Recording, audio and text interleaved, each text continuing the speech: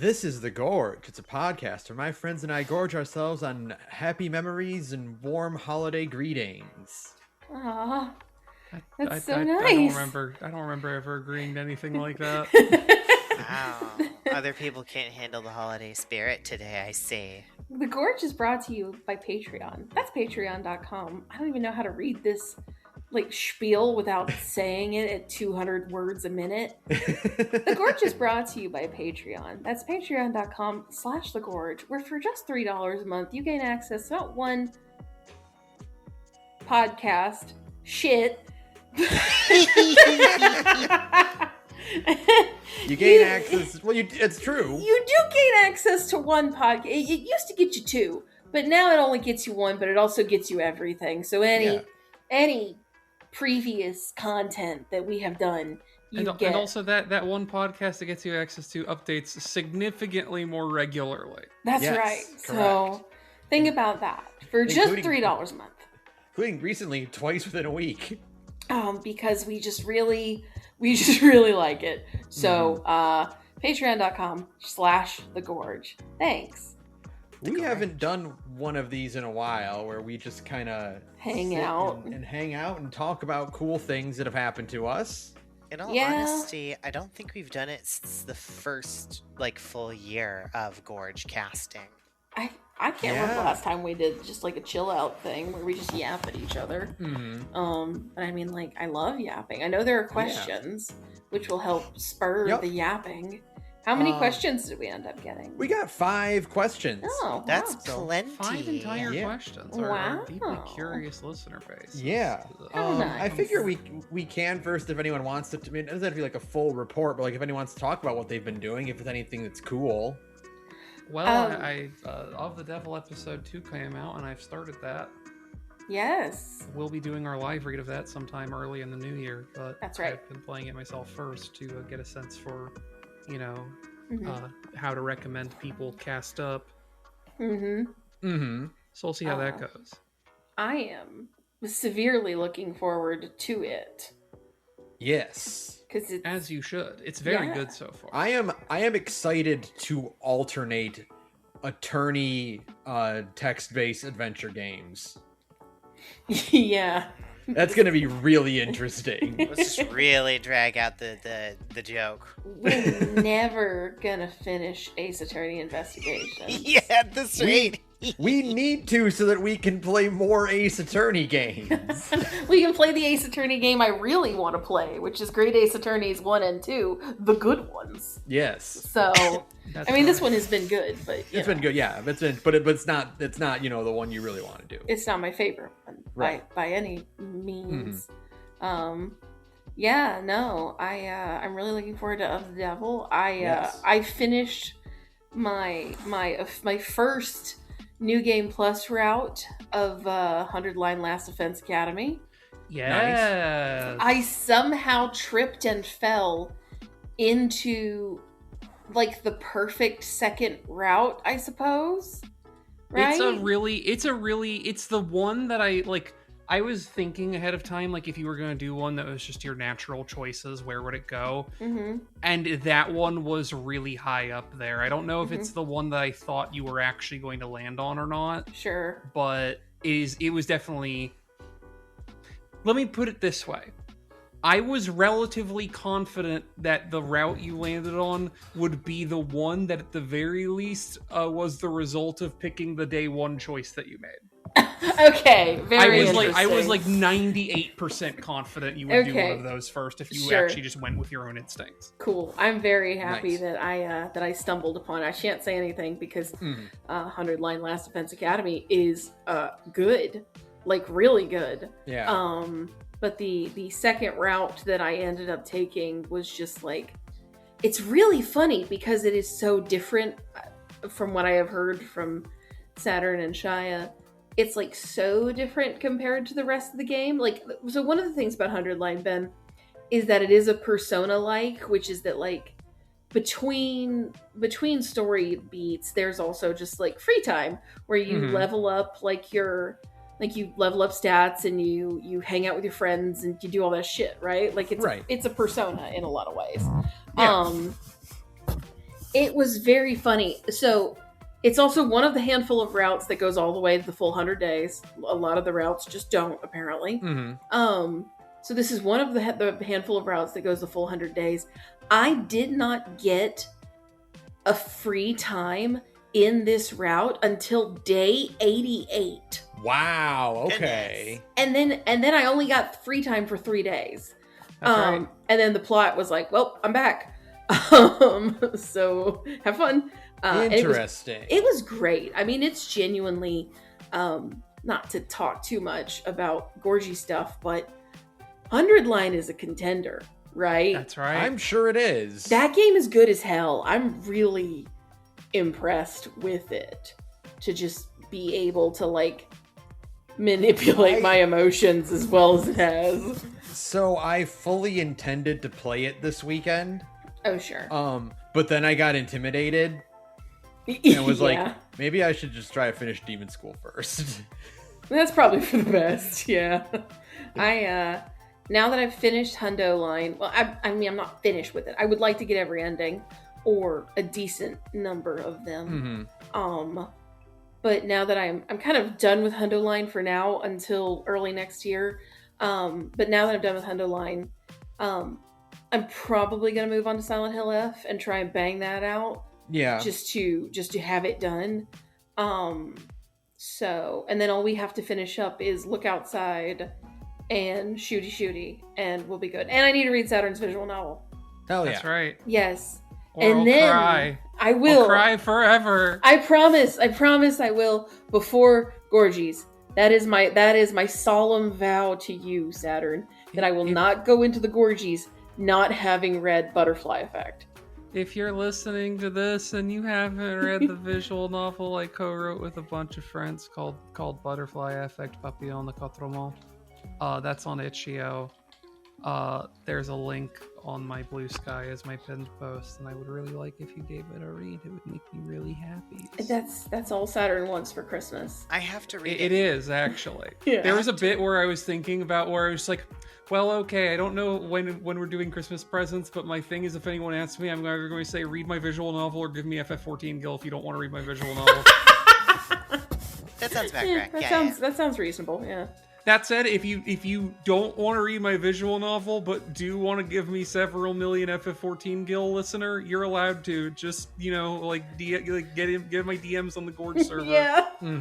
I'll accept your denial of my art for cold hard cat girl cash. for fake video game money. Also, don't worry about this thing I just posted in the group chat. It's for later. Oh. A surprise tool. Oh, I see. Okay. Interesting. I see. Exciting. God, there's so many. Uh-huh. Anyways. Yeah, that's kind of all I've got. I mean, like, God, I could yap forever about 100 Line, but I really want to wait until Ben plays it. Yeah. So I will be a good girl. This weekend, I'll probably be able to at least start it because I'll have a lot more free time Sure. coming up. And I won't have other things that are interfering, like planning the campaign. Right. I'm so excited. Beep boop. Anything from you, Oates? Let's see. It's been a while since I've been part of roundups, but for the most part, it's everything Sarah's been up to. I've just been watching Hundo Line in the background and getting glimpses and just being like, huh, that's interesting. Because, like, without the context, I don't think there's actually, like, a hook. It's just fascinating events to watch in the background. We've been watching a lot of Batman lately. We have watched a lot of Batman. Batman's good as fuck. Shocker. World acclaimed animated series of comic book characters from the US that is so beloved even the French are saying like, ooh, this is pretty good. It's pretty good. Yeah. Shocking. This may surprise you, but Batman the animated series is good. I know. That's kind of about it. I've been playing Fallout 76. In Fallout 4, I finally got to Act 3 of Sim Settlements 2. Mm-hmm. I'm always shocked and appalled at how much horrible black magic that they concoct with that video game. It's crazy. Because now it's a Civ game. Like, I'm playing Civ 5. And I don't know how they did that. And I'm kind of scared. People be turning games into other games. It's crazy. Like, the degree of black magic that they have done to that engine. I don't know what they did. I don't know what sort of, like, heinous deal with Todd King Gath made to, like, make this run. But he did, and it's really impressive. It's weird, honestly. Yeah. It's weird. It's really good, though. Final Fantasy XIV's patch came out. We've all been playing that when the game allows us. I forgot to finish that. You should finish that. I should finish that. It has a good hook for 8.0. It is hard to stay motivated to play Final Fantasy 14 when the DDoSing is so, like, it's constant. Vicious. I literally the other day queued into my 5th day in a row of that new PvP game mode I don't like very much. And at like the 90% mark of the thing, there was a DDoS disconnect, and I just barely managed to reconnect in time to get credit for finishing. And it's like, guys, come on. I think please. it's that deer. I think it's that nameless deer's fault. Yeah. Level 1 has not done anything wrong in her life. I think is the problem. No, is not the problem. Oh, no. She's a good girl. They got here. Oh man. Oh man. It's man, worse I can't believe they got worse than the time the Grinch stole Christmas. I'm telling you, this is like the 9/11 for Ishgard. It's I'm always looking for, but no one ever has it in stock. It's a fine, you know what I mean? Like, it's very, very cute. We love it. Is look, is adorable. Don't get me wrong. Right. But I think existence is causing the game to be in like an imbalanced state. Sure, for sure. No, I genuinely think it's like one extremely molding Canadian World of Warcraft player with too much disposable income. It's really bad. And like, everybody's like, oh, well, they can't really do anything about it. I'm like, I don't know. I don't know, Chief. I feel like you probably could do something about it, right? Like, yeah. I saw some edited Onion headlines. Like, there's nothing to be done about it. Says only MMO in the world where this routinely happens. Yeah, I mean, like, they're like, oh, but it might catch legitimate users up if you ban, like, certain ISPs. And it's like, I mean, maybe, but also they can repeal that.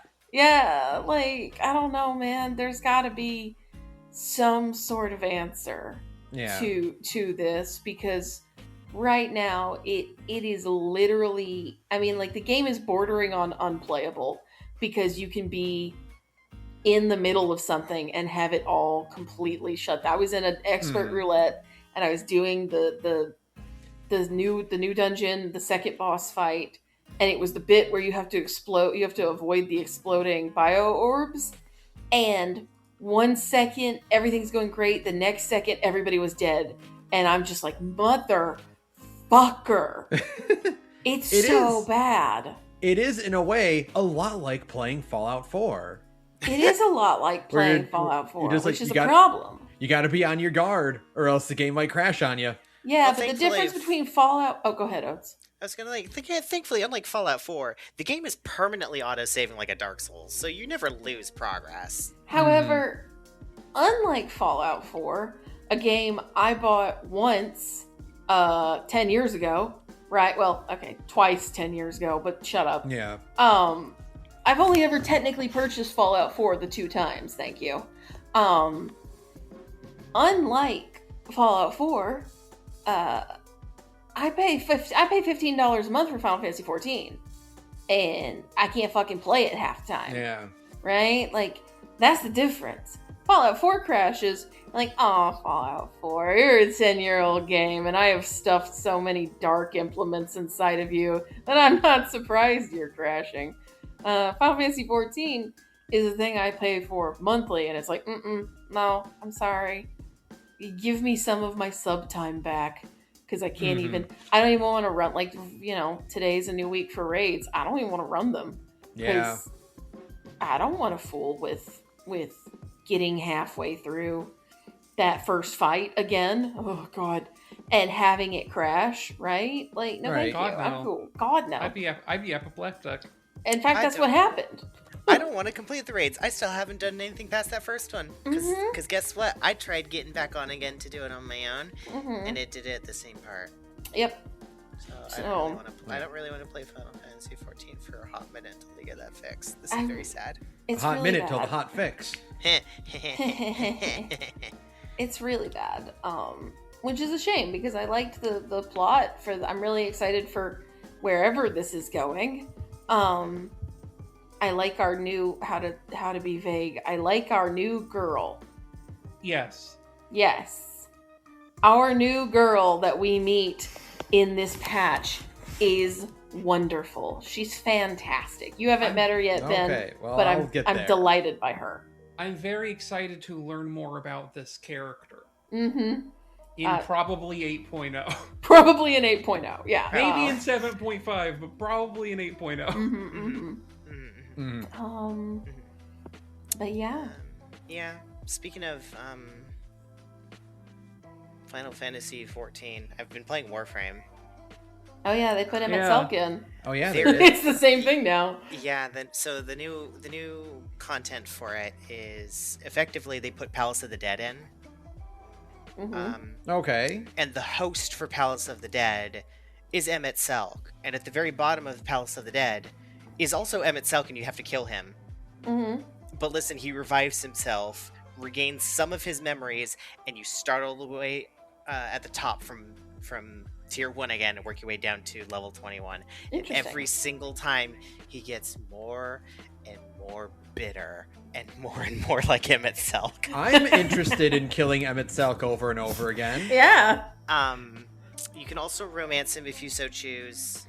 I have not. I have decided to make his life miserable. Yeah, I'm in favor of that. I'm in favor of having the option of either romancing him or making him miserable increasingly more miserable every day. At one point, he does actually ask, "Is this what it's like to be you? Is this why you're like this? Is this why you're such a pill?" Yeah. God, no wonder. I wanna beat up Emmett Selk in Warframe while screaming, "This is for Final Fantasy 14." Yeah. It's been very cathartic. It's compelling for Warframe to have a you can canonically date Emmett Selk option. But the problem is they also in that same patch introduced, and I haven't played any of the new story mode, but to my understanding also introduced the ability to date a French nun Warframe.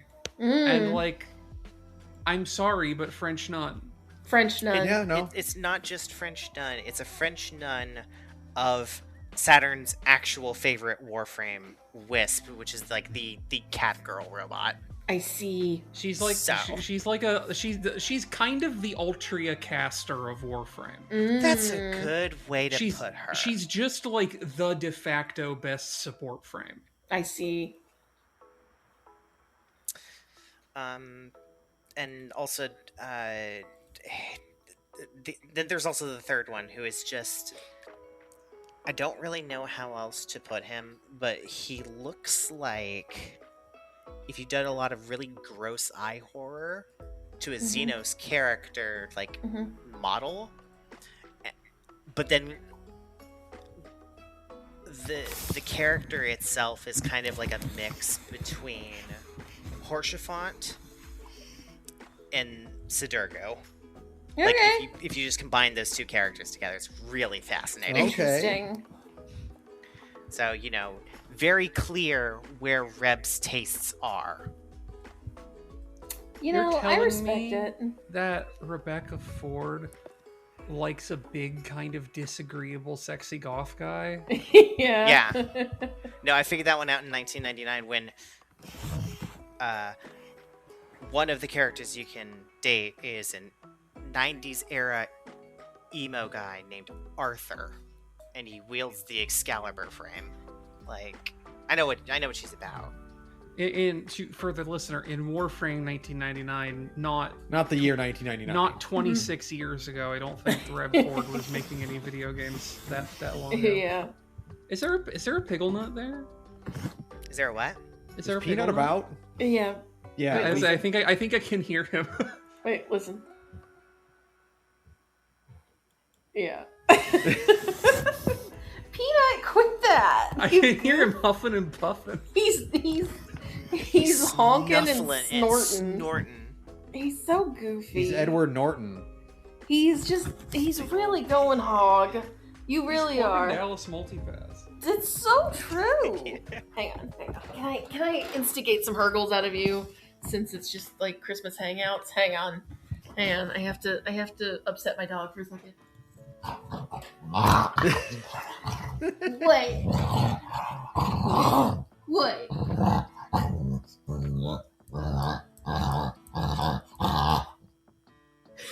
What a good sound. Fascinating. Because that sound of him stopping was me stopping, harassing him, and he immediately looks at me and goes, "Why'd you stop?" I love you. Mwah. This has been the Peanut Hour. Yeah. Hooray! Peanut all hour. peanut all the time. All peanut all the time. That's right, baby. But yeah, this is Saturn's problem with the hey, you can romance Emmett Silk. This one's also right there. Oh Yeah. damn! No, I understand. Okay, no, I understand. I get it. Yeah, Yeah. what's Yeah. up? Yeah. Yeah, This no. is the best. Yeah, no, yeah, for sure. Oh god. Her name is Marie Laroux, and I believe it's the Miss Nanny voice actress voicing her. That's Really? funny. So it's Curie. Yeah, I'm fairly Interesting. certain that that's her. We could probably find out. We Maybe I probably should could play find Warhammer. out. Or maybe I should play Warframe. Don't play Warhammer. I should Don't play play Warhammer. Warhammer if you want sexy French nuns. You're going to be really No, disappointed. they don't have any No. of those. Let's see. Voice actor is Elsa Parasine. Probably not then. Pearson is not who I'm thinking of. She's Her only other video game credit is Brawl Stars. Oh, okay. So not. See, She is So, no. otherwise apparently just mostly a French language actress of some kind. Oh, okay. Well, Ben? Yeah, actually, I'm just looking at it right now. Curie's voice actress in Fallout 4 has only been in one other thing. What is Uh-huh. it? A movie called Karate Film Cafe in 2008, where she played French Girl 2.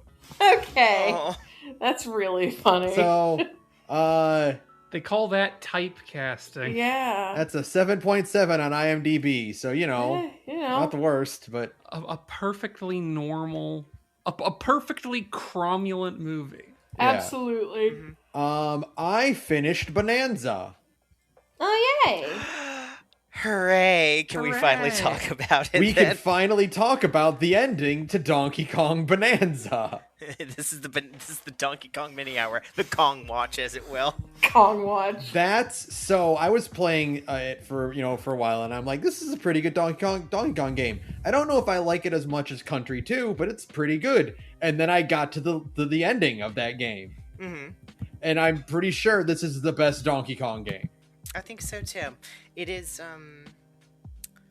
It's got a lot of very fun callbacks, but more importantly, I think it really grabbed the specific crunch of what makes Donkey Kong Countries 1 and 2 and Returns as good as it is, which is the first 2 or 3 levels are really easy, and then there's kind of like a difficulty spike such that you just kind of as a kid you just slam into a wall and you have to watch your parents beat it for you. Yes, that is the feeling I got. Where you just hit that wall where enemies are shaving off 2/3 of your health, and you're like, what the fuck just happened? I was doing good for a while.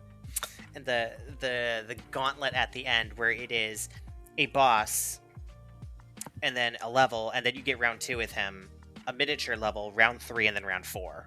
Just like rapid fire. Yeah. Oh, yeah. The final boss with his 4 phases with complicated gauntlet levels in between them. Did you enjoy his Elden Ring transformation, by the way? King K. Rool, King of Rot, is the coolest fucking name I've ever heard. I have wonderful news about call this game Donk Souls?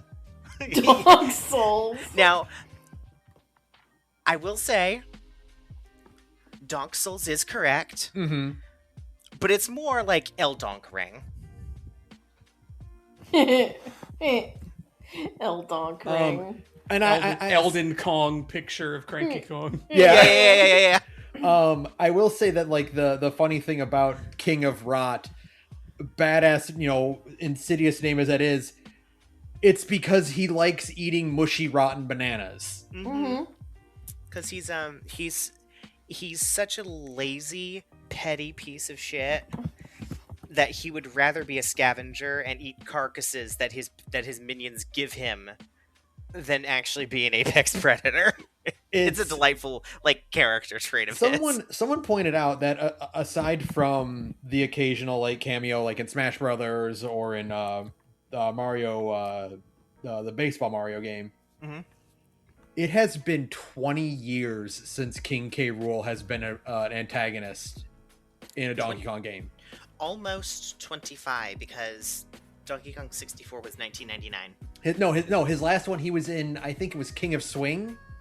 Oh yeah, I guess you can count the Game Boy Advance games. That's true. he was the villain in a DS game, I believe.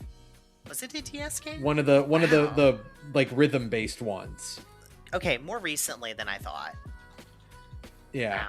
Wow. But yeah, he has not been an active foe in a long time. It's such a shame because, as I continue to say, he's one of my favorite Nintendo. Like, Nintendo has a bunch of different fun villains, and everybody is correct for their particular favorite. Shout out to Sara and Ganondorf. What's up? I think K. Rool is my favorite just because of that one BlueSky tweet that is oh, let me go find it now because it's way too funny. Is it the art of the Bowser, DDD, and K. Rool? No, it's give it a Bowser plot. Give it up, Mario. You'll never stop me from taking Peach to dollar margaritas night at Chili's. And then the King K. Rool plot is a picture of the Twin Towers. Yeah, I think that's a Chris Wolfhart banger. If I'm Yeah. not mistaken. It is very correct. He is a part of the Certified Baby Eaters Club, which is why I think he's so fun. Yeah, someone pointed out, like, I saw like a green text about King K. Rool, which was like, shows up after 20 years, one shots the game's original boss into the sun, quotes Frieza, steals the mystic artifact, doesn't explain. Yeah. Incredible that they brought back the credits gag. I think Sara can attest. I sat up the second I heard the music. So this game, Bonanza as a whole, feels like not only just like a culminate, like the Odyssey or the Breath or the Tears of the Kingdom for Donkey Kong. It feels like such a loving devotion to Rareware's contributions to Donkey Kong. Just Rareware's contributions in general. Yeah. I like looking at the Fractones and their god-awful googly eyes. Yeah, the Fractones feel like Banjo-Kazooie characters. But you've got so many like mini game levels that are references to Jungle Hijinks or Sticker Brush Symphony. You've got K. Rool coming back, and then you fight the Kremlings who make the sound when you kill them. It was very satisfying. The zingers and the neckies make their respective sounds. I didn't realize that every single fossil in the game is a reference to Donkey Kong Country. Oh, you didn't catch that? I mean, I kind of caught that some of them were references. I didn't realize all of them were. Yeah, outside of the last level where it's Donkey Kong arcade references, like the person, the umbrella and stuff. Yeah. They're all referencing Donkey Kong Country 1 or 3 and Donkey Kong Returns because Professor Porkchops is one of the fossils. No, it's like all the music, all of the humor in it, just the fact that like they're bringing back a bunch of things that are like specifically Rareware contributions. And now we're all avoiding the giant Bonanza elephant in the room, though, which is what the fuck's up with Pauline now? So you might notice I added something to one of our categories for the Gorgies. We'll get to in 2 weeks. We'll talk about that then. No, I don't want to have a conversation like that on the Gorgies. It's gonna make the Gorgies 4 hours long. The Gorgies are already gonna be 6.5 hours long. No, don't worry. We might as well make peace with it. Yeah, don't worry. There's not anything we can do to make the Gorgies not multiple episodes. Take up the entirety of the month of January. Yeah. No, I mean we've fully big think dimensioned, folks. It's gonna happen. There's no reason to try to mitigate any of that damage. Okay. There's no getting away from it. Yeah, no. Sorry. Yay. You're just gonna stress yourself out trying to shave off like 30 seconds like it's a speed run. Gorgies any percent. Yeah.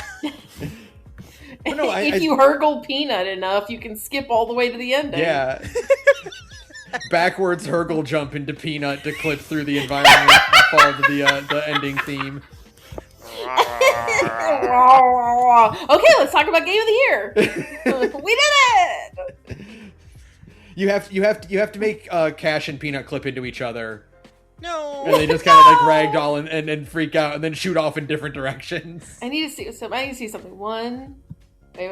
1, 2, 3, 4, 5, 6, 7, 8, 9, 10, 11, 12, 13, 14, 15, 16, 17, 18, 19, 20. We have 20 categories already for this year's It's going to take 6 hours, so don't worry. Don't even stress. Don't even think about it, honestly.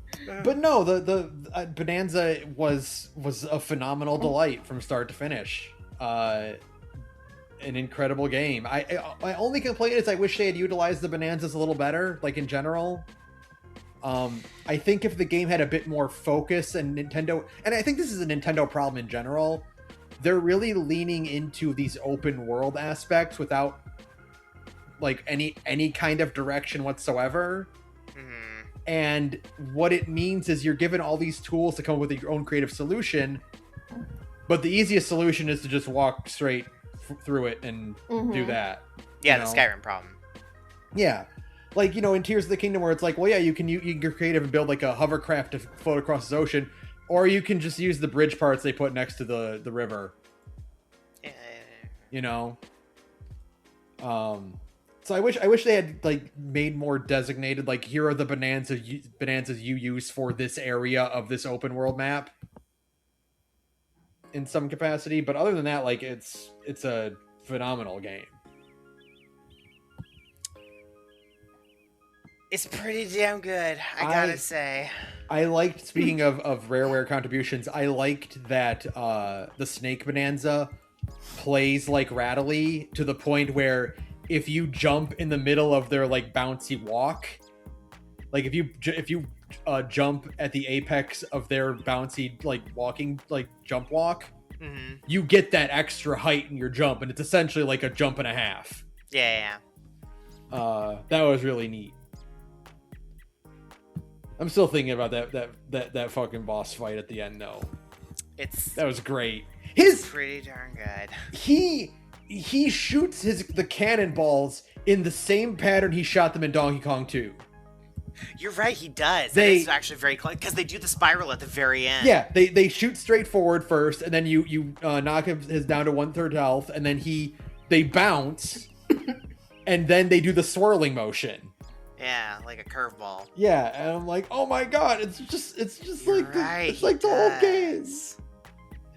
I didn't even catch that. That's pretty damn good. Yeah. Very cute thing I noticed, by the way, is that apparently in the world of Donkey Kong, rhinos are not called rhinos. They are just all called Rambi. Yeah. It's very funny. It's just like how, according to Saturn, all horses are named Spinch. Because all horses are Spinch. All horses are Spinch, yeah. It would be like if all humans were named Guy. Yeah. Because we are all just guys, right? Yeah. Some kind of guy? Yeah. That's right.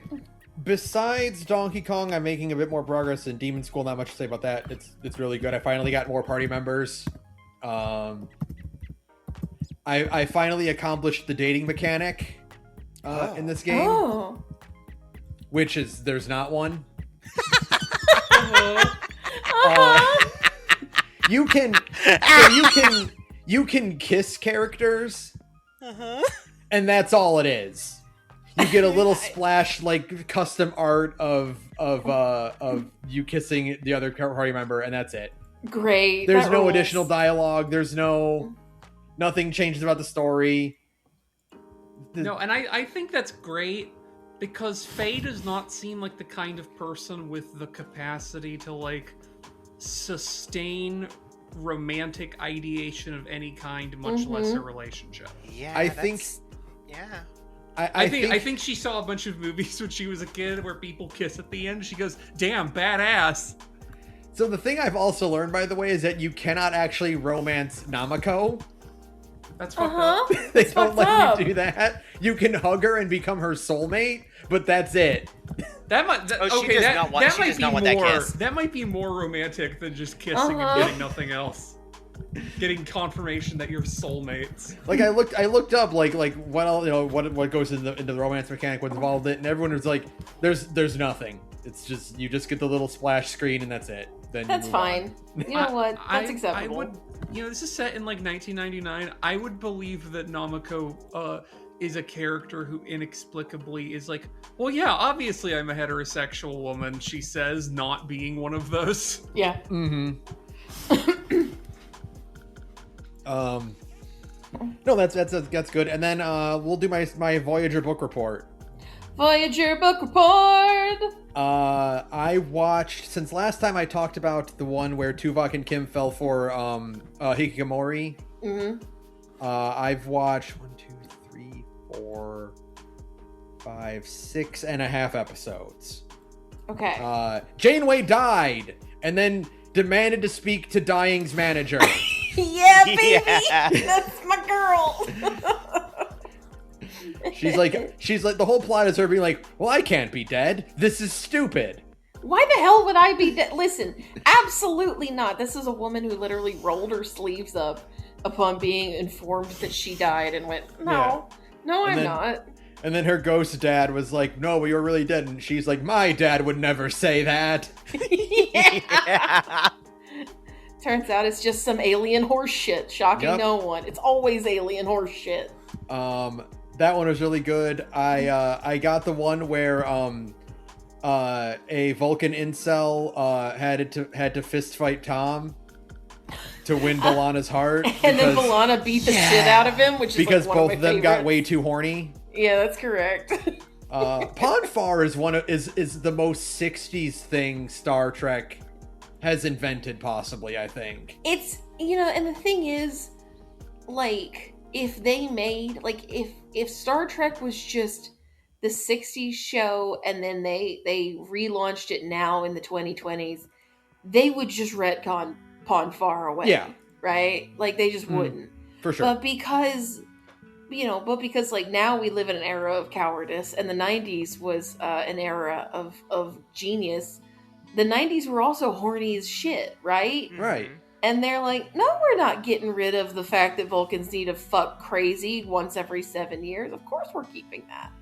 I think that, I'm going to be bold to suggest, I think that's true of normal people as well as Vulcans. Like, if you don't fuck crazy at least once every 7 years, you start like gnawing your fingers off.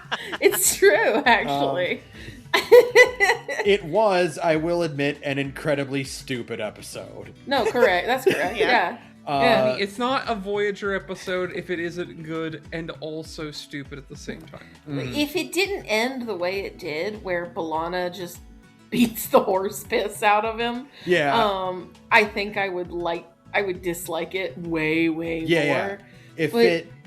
But because it is just B'Elanna has to also get her own species aggression out of her system by beating the shit out of this guy, it kicks ass instead. It's good. Yeah. Then there was Unity, which was the episode with the good Borg. The one with Chakotay?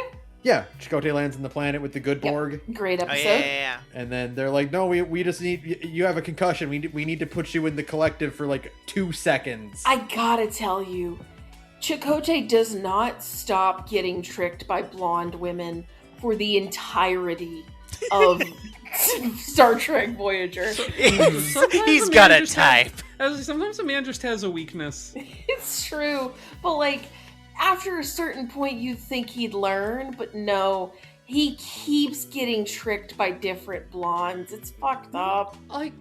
Here's the thing. Mm-hmm. I'm not...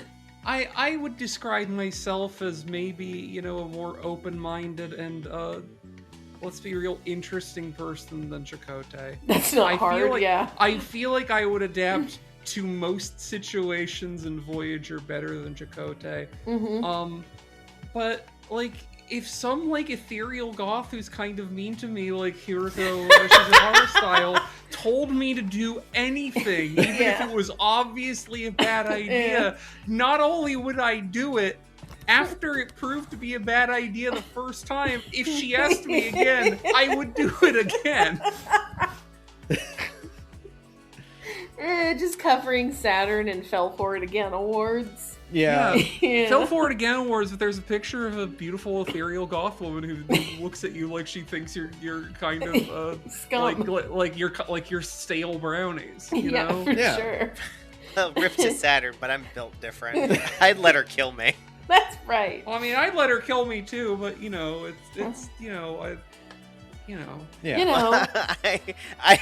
just want to skip the foreplay.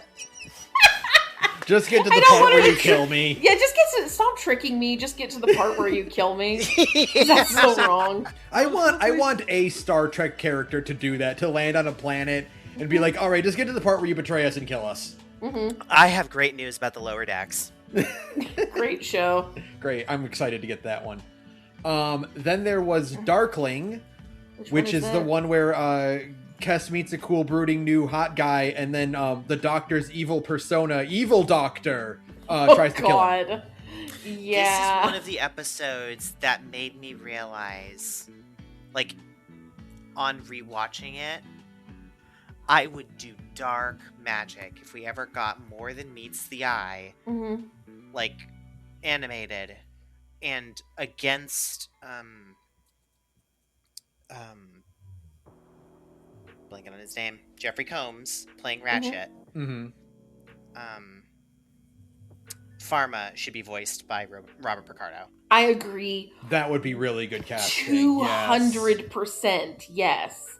Because I think the Star Trek joke of two doctors in a bitter, evil rivalry is the coolest thing in the world. Yeah, yes, and of course, absolutely. And of course, it should be played the two doctors who hate each other should just be two Star Trek regulars, right? Yeah, for sure.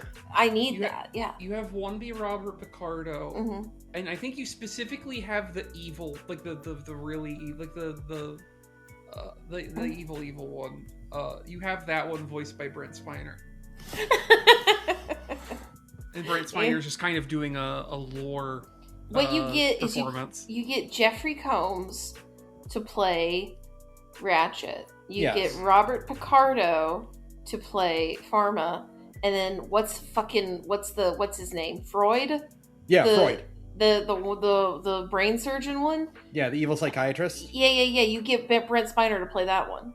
Mm-hmm. The one who looks like the Christmas robot from Aqua Teen Hunger Force. Yeah, 100%. Yeah. Well, I mean, you get it, right? Thousands of years ago, in the future. Yeah. No, but you get because he's Freud and his enemy Yes. in that case is Rung. Yeah. It's Freud and You. Young. Yeah, Yeah. we know. Okay. Yeah, dude, we know. Don't worry. Yeah. And you get Rung to be played by Armin Shimmerman. Yes, while we still have him. Oh. Shit. Oh, that'd be so funny. You know, that's actually just now that we can like go off on tangents more. That does remind me. We were talking about the Discord, and I didn't realize that like BioShock Infinite, or not BioShock Infinite, excuse me, regular old BioShock came first. I knew that Armin Shimmerman plays Andrew Ryan, right? Yeah. I didn't. I guess because. I mean, I love Fallout New Vegas, but Fallout New Vegas is way uglier than BioShock. Oh yeah. I understand what you mean. Yeah, like you think one would came before the other, right? I thought for sure. You New think the Vegas one came first. You think the one that looks like an admittedly later in the gen PS2 game came before BioShock. But what, like early 2009? Right? Early 2009? BioShock is 2008-ish because I was still like late 2008, early 2009, if I'm remembering correctly. Mm-hmm. Because I was not living in Florida yet. I played it in my college dorm. 2007. Was it 2007? So I am more certain. Not only is it older than New Vegas, I think it's older than Fallout 3. Yeah. Yeah. Because Fallout 3 is definitely 2008. Man, Fallout 3 is ugly. Fallout 3 is an ugly video took game. a bat to that thing. Yeah. And Fallout New Vegas is an ugly video game. But now I am more convinced than ever if there's a 3-year gap between BioShock and Fallout New Vegas, I am convinced that the reason Rene Aubergenois was cast as Mr. House is just because they got Armin Shimmerman to play Andrew Ryan, right? I believe it. For sure. I believe this in my whole heart and soul now. I need to point out, we know that that's a fact, Mm-hmm. because did you know that there is, the game has in-game achievements that rewards you XP or items or whatever in New Vegas, and it's exclusive to New Vegas. None of the other games do it. Yeah. If you kill a house with a golf club, it's called A Slave Obeys. It's good. It's good. I also do appreciate the specific lineage of the Bethesda and Bethesda adjacent games. Of just going, like, whoever's in charge of casting or the writer just going, like, if we can swing it, I would love this person who played my favorite character from a 1990s sci-fi television show. Yeah. It's like when ODST comes out and you've got Buck being played by not Noel North, excuse me, the guy he always does the impression of. Nathan Fillion. Nathan Fillion. Yeah. And it's like, yeah, you got Nathan Fillion because you like Firefly. I'm not. That's the only reason you got Nathan Fillion. I'm not stupid. I think if you're going to make like a AA or higher game or like a prestige animated series, sure, you cannot go wrong with grabbing a 90s Trek actor to play one of your main characters. I so agree. Like, it's never a wrong choice. My favorite indie game version of this that has happened is in the Kingsfield-like Lunacid. It has an important character to the lore who is a like vampire prince who's sort of like the boss you fight like in the middle of the way through the game, and they did go hunt down the original voice actor for Alucard Symphony of the Night to voice act him. Yeah. And it I gotta stress, it is like the only real voice acting in the game. Like it has like some like little nonsense barks, but like the only actual voice acting is just Alucard playing that guy. It's great. I will point out that I think it also might be just that Interplay and then later Obsidian just happens to like Star Trek a lot, because thinking about it, Fallouts 1 and 2 has a lot of Star Trek actors in its stable, because they have Dwight Schultz, who's Barclay, they have Jason Marsden in 2, and he shows up as Boone in New Vegas, and then there's Michael Dorn. Sure. Sure. So I think it's just they grabbed Rene Aubergenois and then realized after the fact, like, wait a second, we can make double the jokes. Apropos of nothing, I know we're not talking gaming news, but I do feel the need to mention, since not that it's news, but that it's contemporarily relevant. If you're listening to this around when the episode comes out, there is a great Critical Reflex bundle on Steam right now for winter with like buckshot roulette and mouth washing and No, I'm Not a Human and things of that nature. Oh damn! Really? Hold on, how much is it? It for the entire package that's in there, it's like I think $40. Okay. I'll link it in the thing, Joe. Like there's lots of good ass video games in here. I'm like, oh. I really just need to snag No, I'm Not a Human, because like I have seen somebody play mouthwashing, and that game has done gangbusters, so I don't feel bad for not buying it. Right.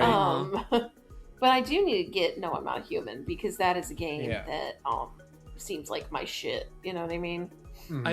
Of the other ones on here, I will say also Threshold is really interesting. Okay. That one's worth watching a playthrough of if you don't end up buying it. It's very weird and anxiety inducing. I see. Okay. Anyway, I have a few more episodes of Star Trek I have to get through. Oh yeah. We were talking about that. Rise, which is the one where Neelix finally yells at Tuvok. Yeah. Wait, what happens in that one? Is that the elevator one? Yeah, the elevator one. Oh, that's a good one. That was a good one. Good for Neelix. Yeah, that's actually a really good one. It's basically as soon as him and Kes break. We talked about this before. Basically, as soon as him and Kes break up, both of them become better characters. Yeah, 100%. So, yeah. And only one gets to stay on the show. Tragic. And then the last one I finished, because I started the next one, but I finished the one where a bunch of sexy harem aliens convince Kim that he's one of them, so they can suck his blood and turn him into a shriveled little husk and kill him. But it's mostly an excuse so that Harry Kim can, like, two hot babes can mac on Harry Kim. Yeah, that's correct. Strike the board. Reset to 0. We have an episode where Kim almost dies or does die. Yeah. It happens all the time. Yep. At least once a season. Poor fucking Kim. Oh, whoa. Kim understands the warrior spirit, which is watching Coppola's Dracula and seeing the scene where our boy Jonathan Harkness, or whatever his name is hanging out with the vampire brides and just going, God, why go back to England? Mm-hmm. What's England got that getting killed by 3 beautiful women doesn't have? Yeah, exactly. Wait, I got it. Or go ahead, Oates. Hold on, I got another good one. So, William Sadler is Victor, the Securitron from New Vegas, right? Mm-hmm. He's Luther Sloan in DS9, aka one of the guys from Section 31. Oh. Oh my god! I didn't realize that was the same guy. He's Sloan. That's really funny. Yeah, I'm looking through. There is a list of 49 different people who have been on Star Trek who have also been in Fallouts 1, 2, New Vegas, or 4. They're not counting 3 in any of these lists, because apparently it's even bigger. And then I started the episode after that, which is the one where Kes is an old lady and gets thrown back in time. Oh, I hate that one. That one's dog shit. Yeah, that one sucks. They do not do any actress worse than they do Kes's voice actress. Then it gets even more dire as this season goes on, and then much later in the series. I think I got to the point where they were like, old lady Kes, it's me, your husband, Tom Paris. And here is your daughter, who is married to my best friend Kim. Oh, and God, it's so bad. And I'm like, I don't know if I like being associated with this. I don't think I want to be here anymore. Get me off this ride. We watched that whole episode for some fucking reason. It was terrible. It was the style at the time. Hal Jordan was dating aliens like this. Yes, but man, it's fucked up. I gotta like get that Hannibal Buress quote like in the soundboard. Yeah. I don't know if I want to be part of this anymore. I don't know if I like being associated with this. Really. Oh god. I feel like you could make a really a stumper one of those like which is it, this or this online test, but is it a Hannibal Buress quote or a Ray Smuckles quote? Oh yeah. Ray's got that good one where he's got brain damage and roast beef shows him a peach and he's like, I don't know, I just think it should be wearing pants. What's the line where he's like, I don't like this, I don't feel like I have a lot of outs. Yeah. I think roast beef's like, Ray, it's a fruit, it don't wear pants. Yeah. I don't. Okay, here it just needs to get dressed, please. This is a peach, Ray. It is a fruit, and fruit don't never wear pants. I don't like what you're doing here. I don't feel like I have a lot of outs.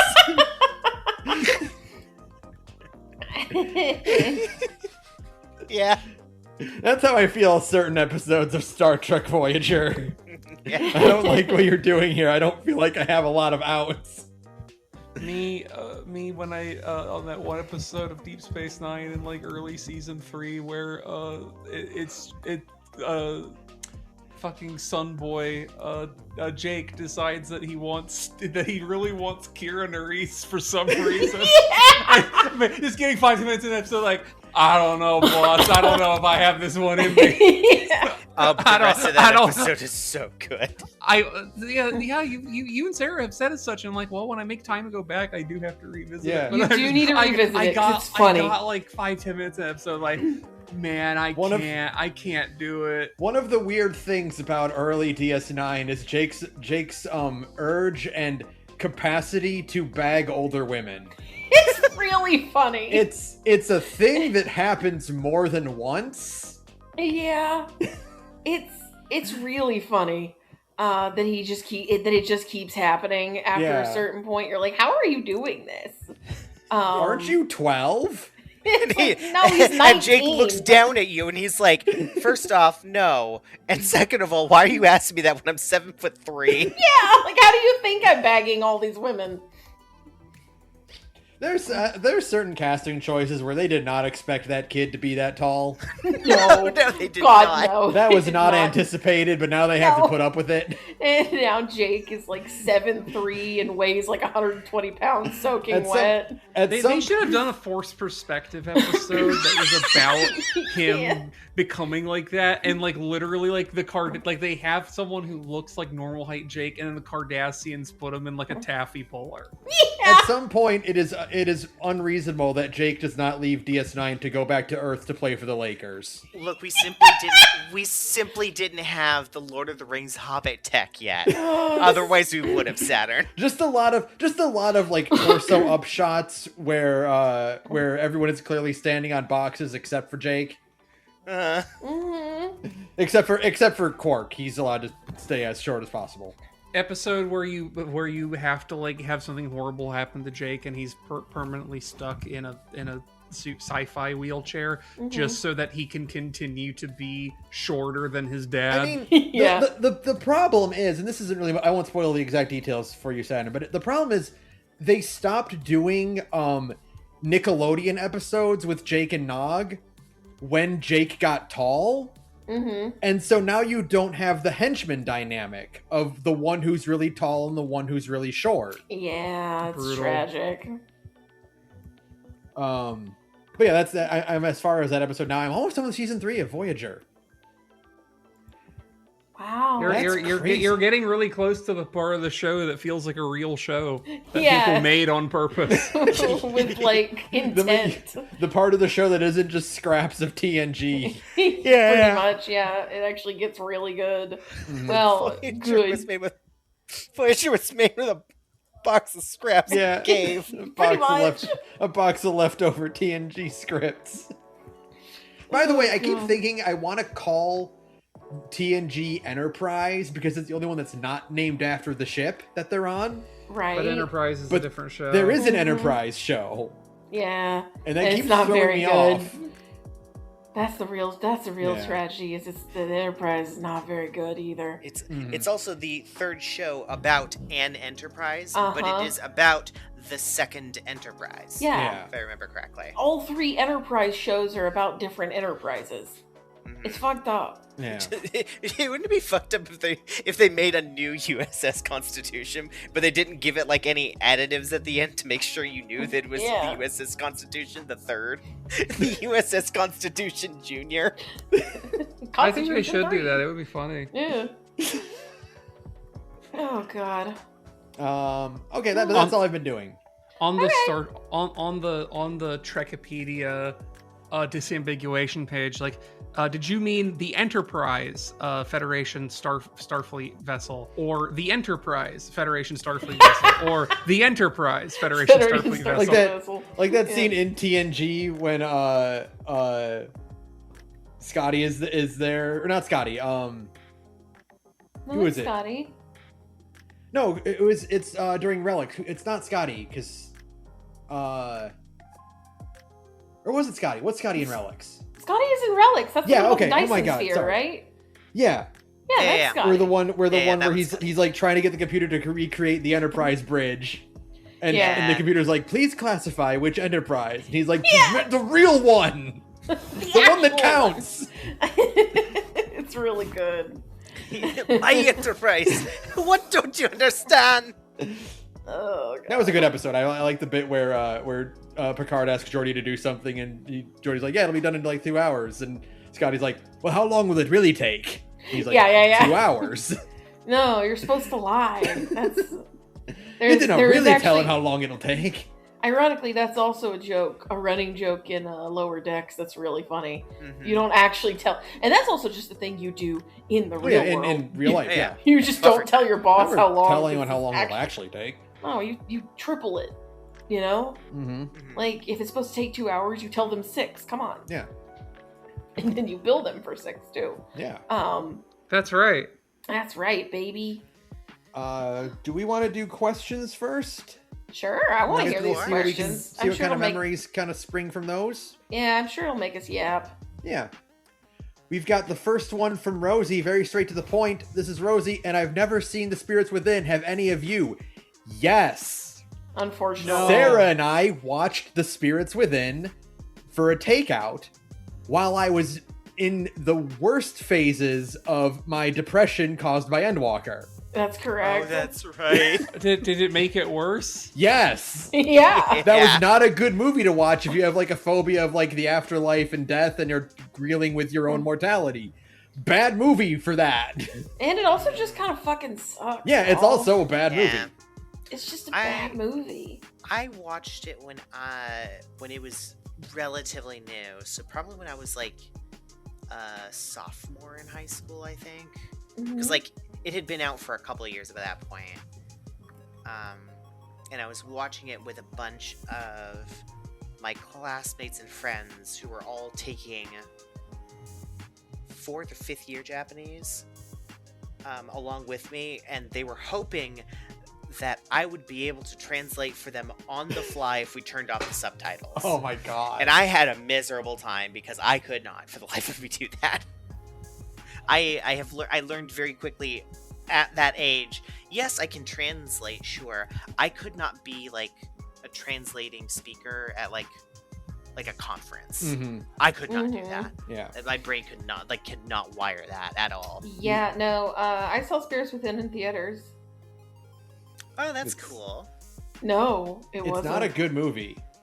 But I mean, like, that's cool. I didn't realize it had a theatrical release. No, honey, it was a movie. Like, yeah. I know, but like... No, but I mean, like, I didn't realize it got the American film treatment. like a... Oats. Yeah, people do that. No, guys. It was an American film. Yeah, it was an American animation studio that did it. It didn't have... It was not like a Japan... They made it in Hawaii. This is the first time I'm learning about this. Why would you do that? I didn't... No, it's like... It was intended to be Square Enix branching out into Hollywood. It had like... It came out in English first. Why would you do that? I don't know. That's what I asked every minute of that movie. It came out in English first and got like a full-scale theatrical release. And it bombing so hard is why Sakaguchi left Square Enix, and also why Squaresoft became Square Enix. Like, Final Fantasy: The Spirits Within killed the company, guys. And now I'm looking at the Wikipedia. I'm not going to look at the plot because because it's terrible. Because there's not one. Yeah. Well, also, like, I need you guys to subject this to me. To subject me to this at some point as part of the podcast. No. Or something. As you have threatened to repeatedly, I might add. I know, but I don't know if I could sit through Final Fantasy: The Spirits Within again. Saturn, I think you might be confused, Saturn. We've threatened to make you watch Advent Children, which is a good movie. Yes. Oh, well, why would you not make me do both? Because I don't want to watch Spirits Within again. It's really bad. So I did learn something about Final Fantasy Spirits Within, which I think might influence why it was bad. I'm gonna say that if you're going to have this movie made in America with like American actors and stuff like that, as it seems to be, you probably shouldn't have the Japanese video game developer Hironobu Sakaguchi direct it. Yeah. That seems like a bad idea. It was a really bad idea. But Sakaguchi wanted to direct it, is the problem. They should have told him to fuck They off. should have told him no. Story also by Hironobu Sakaguchi. They should have killed him with hammers. I mean, I knew it happened at around the same time, but I just thought that this was the straw that broke the camel's back, and not the inciting incident. No, this is the inciting incident for the merger. Yeah. I did know that he basically became an expatriate because of that. He lives in Hawaii now. Yeah. No, this is like he no longer lives in, nor is he allowed in Japan. That's how bad the Spirits Within is. He literally this is what he left Square Enix in 2003, so technically 2 years after Spirits Within came out, right? But he basically wasn't on any projects except for a handful of things after the bombing of Spirits Within, right? This is the inciting incident that completely almost killed Square, right? And is why they're called Square Enix now. Because at the same time Enix was also struggling, but not everybody. I think there's this misconception that Square bought Enix. No, it's the other way around. It was technically a merger. Nobody bought anybody, but Enix is the one who proposed the merger, right? Mm-hmm. They were the ones who were hey, you guys seem to be having a hard time, and we would really like your category, your catalog. Would you like to, So they're the ones who instigated the merger, right? Otherwise Square Enix was just fucked, or Squaresoft, I guess. Yeah. At the time, was just stone cold fucked, right? Yeah. And it's really, really interesting. It's one of the craziest things I think about the merger that constantly blows my mind is my printing of Kingdom Hearts 1 says Squaresoft. Mm-hmm. Yeah. That's so weird to me. I have a ton of old Squaresoft stuff laying around, yeah. I'm now just looking at Sakaguchi's page on Wikipedia. Imagine the life you'd have to leave to be the to direct to help create the original Final Fantasy when you're 24, and then leave the company you made it for at age 42 because you completely financially ruined them with a bad movie. It is funny though to read. So he moved to start a video game studio in Hawaii. Their big first project, which was co-funded by Microsoft, was Blue Dragon, the Xbox 360 Toriyama character art RPG. But funnily enough, in the Wikipedia listing for this, it says that he chose the Xbox 360 just because it was a choice between either going to 360 or the PS3 for this co-development funding, right? He did not choose the PlayStation 3 due to its difficult production architecture and earlier disagreements with Sony president Ken Kutaragi. So he also had a beef with Sony as well as Square. It owns to beef with Kutaragi. The beef that Squaresoft accidentally made with Nintendo and with Sony throughout the 90s is incredible. I wish that there was a better video essay on it than the ones that are out right now. Mm-hmm. Oh, wait. Actually, so the bomb didn't actually cause the merger. Mm-hmm. It delayed the planned merger. He almost ruined that. Oh shit, that's even funnier. Okay. Oh, that's really that's funny. So funny. And also it just owns to learn that you know, with all of this legacy, you know, he basically makes Final Fantasy, saves Squaresoft very famously, almost destroys Squaresoft as well, and then like fucks off and does his own thing for like 20 years, and now he is a documented Final Fantasy 14 addict. Yeah. Yeah, I was gonna say, the newest cosmetics they just put in are crossovers with his game Fantasian. Yeah, because like the whole thing is that because Sakaguchi is such a big Final Fantasy 14 fan, and him and Yoshi P are friends, right? Like they're just friends. One of the things is that Creative Business Unit 3, they're the ones who ported, because Neo Fantasian is a phone game. Right. They're the ones who did the port to get it onto like PCs and stuff like that, right? So I think it's funny. It all came full circle. It just took a really, really long time. And yeah, no. Sakaguchi casually made like probably the game that inspired Expedition 33. Everybody tells you it's this or that. No, fuck you. The actual answer is Lost Odyssey. Yeah. Lost Odyssey is just somebody at Sandfall played that game and was just like, they've carried it with them forever. Understandable, because Lost Odyssey owns like Tim Rogers' voice. Actually, I would probably do violence for Tim Rogers to talk about Lost Odyssey. That game's good as fuck, y'all. I gotta play that. I don't keep up with his Discord. I don't know that he won't. There's a non-zero chance he will, because it seems like his thing.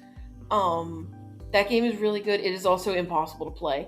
You have to own, either you have to emulate it, or you just have to have a 360. Sorry, those are your options. Yeah. You literally can't.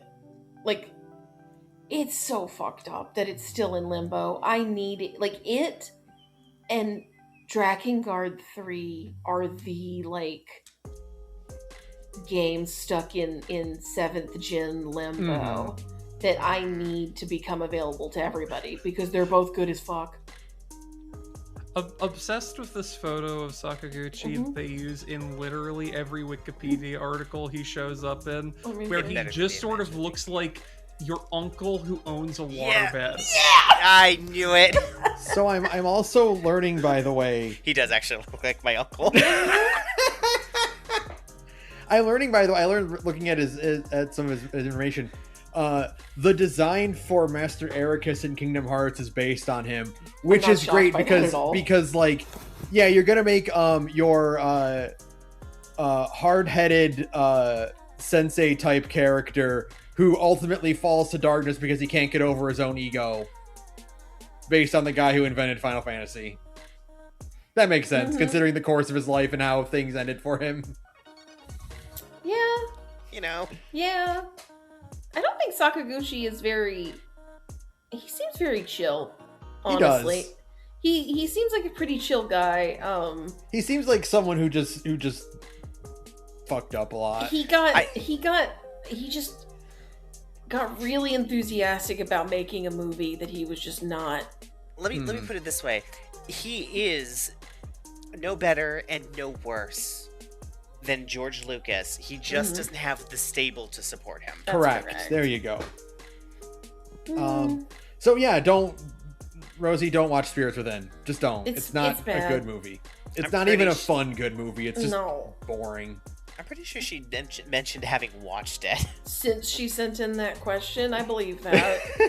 But the thing is, that movie's just boring. Like, the thing, like, Saturn, the reason we've never really threatened you with Spirits Within is because, like, it's not even entertainingly bad. It's just really dull. Like I went and saw Final Fantasy: The Spirits Within as, like, oh, I'm aging myself. It's fine. As a teenager, and when you're like a dumb teenager who loves Final Fantasy, you don't have any taste when you're like 13. Like, most people don't have taste when they're 13, right?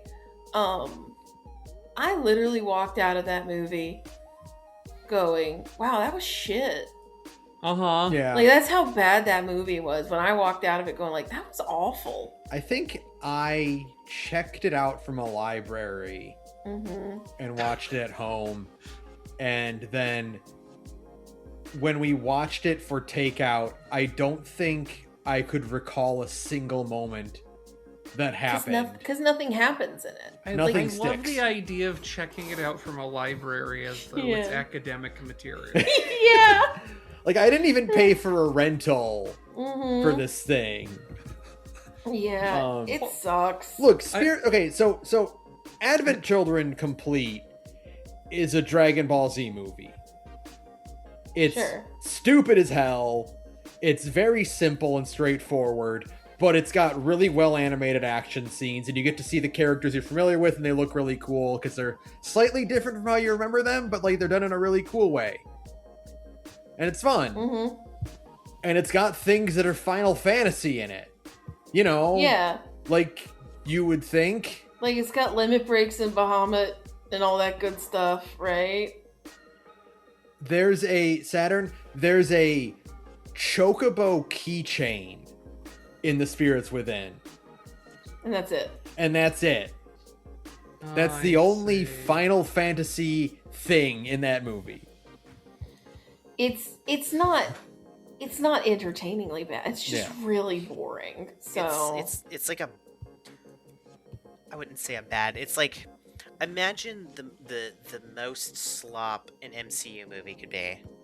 I don't wanna. Yeah, well, that's what you get. Yeah, that's what you get. So that's why we're not making you watch that one. We will eventually make you watch Advent Children Complete, though, because that movie's good. That movie's good, and by that I mean it's bad, but also it's good. Don't worry about it. Also, I know we're still not a news episode, but I do have some Christmas holiday news that I think everyone's going to be really happy to hear. Of the Devil has officially surpassed the peak concurrent player count of Concord on Steam. Hooray! We did it! It's so good. So wait, how many players is that? So for Concord, its peak concurrent Steam players is about 697. Wow. Wow! As of a couple minutes ago, past 715. I didn't realize it was that dire. Yeah, there's a reason they unreleased it. They unreleased that game. You know, I knew that game flopped, but I think that just put into context how hard it flopped. That's crazy. Okay, sure. Okay. Next question. Please. We've got one from Magus that says, if you took control of the reins for Final Fantasy XIV's next expansion, where would you take us? What sort of story would you want to tell? So the one after the next one? After 8.0? That might be a typo. Okay. It's Final Fantasy XIV's next expansion. Let's just assume 8.0 and that we don't know... That the hooks they have set up so far for 8.0, which are very vague, were even vaguer, and it could just be about anything. Right. We did an episode about this where we did bad versions, but I still like my idea. I would love to do Final Fantasy XIV sports balling. That is focused entirely on blitzball and introduces various sports-themed classes and whatnot. I am so stone cold insane about Saturn's idea of accidentally, like 8.0 being about accidentally causing a rejoining, and 9.0 being about having to survive a calamity that, like, back on the source. I am so insane about it that I can't stop thinking about it. They'll never do it because it's too cool. It's too good of an idea. Yeah. But what if they did it? But what if they did it though? Like, because the thing is, yeah, it's pretty much all but guaranteed at this point now that they're giving us the key that there's gonna be like some shard hopping going on, right? And they've set up the next story arc is going to be about shard hopping, right? And that's fine. Like, I mean, I'm more interested in shard hopping than I am in Marasidia, truly, because like Dragon Australia sounds cool, but also, I still want to go to Dragon Australia, but it could be a Bosia situation. I would love for it to be like a Bosia situation. I don't want to actually follow up on the Endwalker idea where Emmett Selk is telling you to go to Disney World. Yeah, I'm not interested in another, which I'm a little worried about because they mentioned like the new villain group, and this is not a spoiler for Ben because it came up in 7.3. The new villain group are calling themselves the Winterers, right? And so I'm worried we're gonna go to we're gonna do some more shit in Ilsabard. And I gotta tell you for real, I don't want another fucking snow expansion. We got one. It's called Heaven's Word. Heaven's Word is good. We don't need another one, right? I want another snow I know you like snow. I know you like snow settings, so. But also, unless the next shard we do is one that is on the precipice of an ice calamity. That would be cool. I think this is just my interpretation. I think the Winterer's name is poetic and not literal. Sure, right? But I mean, like, because but I'm also thinking like the Winterers. The idea is like a Winterer is somebody who's hunkered down to survive the storm, right? Yeah. Like that's an actual like term, right? And they kind of briefly mention that, like, yeah. My read here is that it might be more of a, and again, like not being specific about it, might be more of a surviving the heat death of the universe kind of thing. Sure, that's cool. It's like there's something else going on here that we're trying to find a way past. Right. Yeah. But I just really want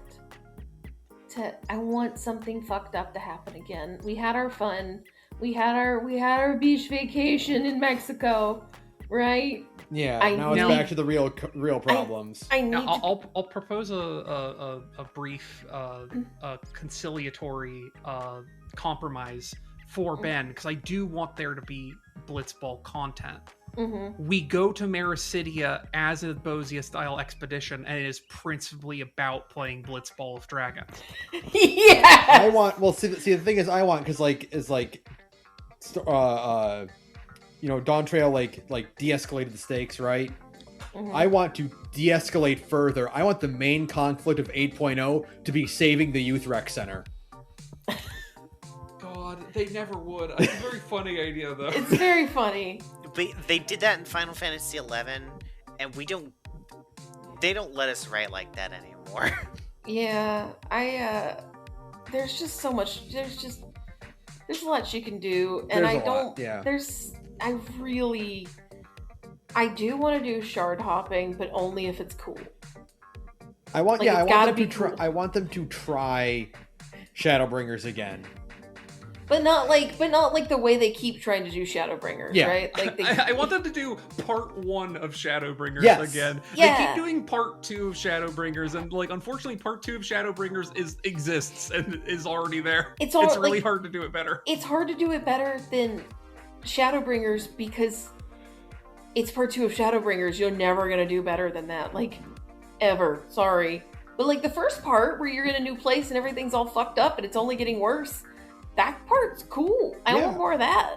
Please. It's like easy. It's cheapy, not cheapy. It's effective when your character is textually Goku. Yeah. To put them in situations where it's like, because my problem, like Dawn Trail is I have problems with it, but sure. I think one of the big ones is just that's like a lot of the time it seems like the only reason that things don't go better is mostly just like principled non-interference, which is like fine. But I feel like if your character is a Goku, the easiest way you generate tension is go, here's a problem that you're simply not strong enough to handle, and it's because it's not a monster, it's something else. Yeah, right, exactly. Yeah, I think that shit's cool. It's not knockoff Lizard Xenos. It's it's like a force of nature that you as an individual cannot meaningfully affect without like helping people who are significant, like going like without the assistance of people who are less god killers than you. Right. And maybe again, because again, I'm crazy about the idea of accidentally doing a rejoining, is the idea of like, not only can you not fix it, but your vain attempt to fix it because you think you're so fucking strong makes it significantly worse. That's always fun. Right? I would love that, because I would love Elidibus to show back up again like, you thought you were better. See how fucking easy it is. Not so fucking easy is it now, bitch? Not so easy to be a huge dipshit, huh? It fucking sucks, doesn't it? It's like, it's all You thought up you at were me. built different, but you the same. So my thoughts are, I would actually, not for like, oh, we've got to see it because we just keep bringing it up. Mm-hmm. I think it'd be very fascinating, because this is sort of like a thing I've been thinking about since Endwalker. Mm-hmm. The idea that you need to go to Mericidia, not for the purpose of, oh, we gotta like hang out with the dragons or whatever. Mm-hmm. You need to find the only other one of the 7 left who can take up Papa Midgardsormr's reigns. Mm-hmm. Not because like, oh, like, I think it'd be fascinating if the loss of Zodiark and Hydaelyn has created something terribly wrong with the planet, and you need to refill that vacuum. And the closest thing you have to something strong enough to doing that is getting an Elder Dragon. And I think it'd be interesting to have like kind of a kind of go like on a hero's journey with a different one, Mm-hmm. and kind of fulfill like the rest of that story, wrap that up nicely so that you can find like kind of like put an end to all of the dragon storylines that have been sort of half-baked. Yeah. You know, I would like to see Tiamat again. I miss her. I'd like to have Tiamat return. I'd like to have like Vritra's kind of story kind of reach its conclusion. It'd be kind of interesting if we could utilize all of these characters, like, because even Hraesvelgr barely does anything beyond just lament. Mm-hmm. And then we just kind of leave it at that. I kind of would like for them to all sort of, I guess, have their version of a Dawn Trail where you're not really the protagonist. It is you go, like, helping one of them go on a hero's journey and coming to a conclusion for that, such that we can just walk away from Mericity and not have to do it again. I want these, like... I don't like how we keep having these plot threads of, ooh, there's another dragon, and then we don't do anything with them. Mm-hmm. I kind of want it to come to a conclusion somewhere. Yeah, time to wrap up all the lingering dragon plots. I think it would be great if we didn't do a new dragon. Mm-hmm. If they're like, hey, buddy, it's me, Midgardsormr. I've still been hanging around in your brain space. I need you to take me to Mericidia, where the dragon hyperbolic time chamber is, so you can fix me back to my big size. Yeah, agree, I would back to my big size. And also, like, I just kind of like the idea of kind of coming back full circle, as Midgardsormr was sort of Hydaelyn's, not champion, but sort of like her agent in the field. Mm-hmm. He's gone, and now she's gone, and now there's just a gaping hole in the center of the live stream, Yeah. and it needs to be fulfilled. I would Interesting if to kind of like have those kind of plot threads return. just love to see one cutscene where tiny Midgardsormr shows up again. He's like, I'm still very small. Just a little guy. Omega showing up with Alpha, just like, yes, hello again, Warrior of Light. Well, I've been thinking about that time we fought, and there was that bit there where I transformed into a beautiful woman, and I don't know, I just keep thinking about it. Can you put me in the dragon hyperbolic time chamber so I can go back to my big size? Woman. Yeah. Yeah, exactly. Alpha wants to go in too, and then you put Alpha in, and Alpha just comes back out as a normal chocobo. It's like a full-grown riding chocobo. Yeah. Still has the googly anime eyes. Yeah, no for sure. discernible reason. No, he comes out as Fat Chocobo. No. Yeah. I don't wanna. Comes out as a fat alpha who just their locomotion is that they roll around like the fat raccoon. Omega rolls him around like a Katamari. Yeah. Yes. Yeah. You fix Omega back to its big size so it can be a beautiful anime woman again, but unfortunately to make Alpha big, Omega has to settle for being a Lalafell. Yeah. Yeah. But also the most beautiful Lalafell in existence. True. I don't know. Pippin and Kryl are right there. Yeah, and you know what? Omega has 2 hands. I will be Omega right back, by the way. You keep chatting. I gotta go check my turkey. I'll be right back. Okay. Turkey. Has pull out the left cheesecake, us by the on way, a so don't point worry where about all that. I can really think about is to talk about the shipping dynamics of Lalafell Omega. I mean, that's fine. Listen, I would Not root. an I root. advantageous place I to want be. to make. You could make the cutest little. Now that you can get the girl Omega's hair, Uh-huh. you could just make a wind up Omega as like an alt. If I didn't already know. have a normal Omega alt, That could be her retainer. that's true. You're so correct. I'm so And I was smart. like, I already have a Lalafell alt, and it's Nabu, and I don't want to un-Nabu Nabu, because Nabu is Nabu. Correct. You Nabu? No, I Nabu completely. I also think it'd be extremely sick. Also thinking about this for the Bozia, Mm-hmm. it is effectively doing the Bozia Southern Front, but in the void. I would really like that. I would really like think to go back that'd to the kick ass. void and have it be Bozia, right? I think that'd be really fun. You have to help Zero get, like, unfuck the void. Yeah, but it's like it's a what's the word? What is that fucking content called? Not an expedition. I guess it's called an expedition. Yeah, it's an technically. expedition. Okay then, yeah. It's you're unfucking the void of Zero, but it's an expedition instead. I think that would be cool as hell. Yeah, no. Just non-stop carnage on a battlefield. Yeah, it'd be It'd fun. be sick as hell. That'd be I really would cool. also still like I know we joked about it Mhm. before.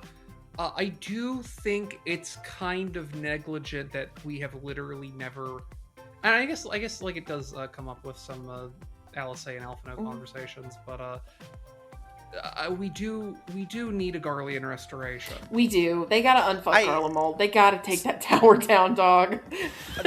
So I know for a fact that since we did that over the course of 5 years with Ishgard, because let me tell you, the map used to look worse. Mm-hmm.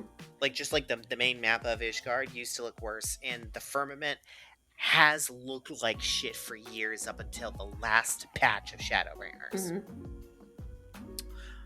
They can do that for Garlemald. I Yeah, think they should. I think they should. I think that'd be sick. That should be like a fucking like crafter gatherer project type thing. I guess it could be a thing for everybody because like you still need combat classes. Way for like if they listen to because like okay, Mhm. I like the Scions, but my complaint with the Scions is in Dawntrail as persists with them being in the plot is that like They're boring. if they don't have things to do and also they're in the plot, Mhm. it just sort of means they're very nakedly just an apparatus to solve problems without with some voice lines wrapped around it, Mhm. right? And you know that's a problem. You don't want that to be the place your characters grow into, and so like you need them to do other things. If you stopped having Alice and Alphino in the main plot, and it's because they took up being the Garlean restoration people, that would be cool. That would be fine. Yeah, I'd be I'm okay with that. Yeah. You could have Alphino and Alice as your delivery NPCs for Garlean restoration. And then you'd have an excuse to have them in voiced patch content, Mm-hmm. like side content, which would be so nice because we don't really have that except for like the last section of any particular raid. Yeah, and Yeah. I'm really hoping. I mean, it does seem like they're gonna actually break up the Scion. I mean, it kind of seems like it. I'm really fingers crossed, hoping they're gonna actually please send them all away. You had to recast Graha Tia because Jonathan Bailey is too famous now. You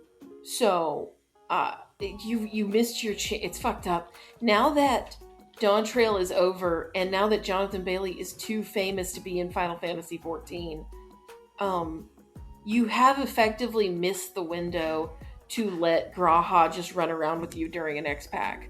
Because it should have been him in Dawn Trail instead of the twins. I will continue to say this until I die. It should have been him, but it wasn't for some reason. And now he's too famous to go to fucking Maricidia or Ilsabard or fucking the some shard or whatever. It won't be Jonathan Bailey anymore. So you should just not. You missed your window. You fucked up. You didn't think he'd get that famous, but no, he's very handsome and he sings real good. So now you don't get to have People Magazine's Sexiest Man of 2025 voice your gay cowboy anymore. Sorry. It's so fucked up. It's so fucked up. Maybe he'll come back. I don't know. He likes Graha. But have they put Ben Starr in FF14 yet? Well, yeah, because he played Clive. But he didn't have any voice. Well, did they put him as an FF14 character? No, but also he didn't have any voice lines in the... In the battle he did, didn't he? I mean, those could have just been reused from Final Fantasy 16.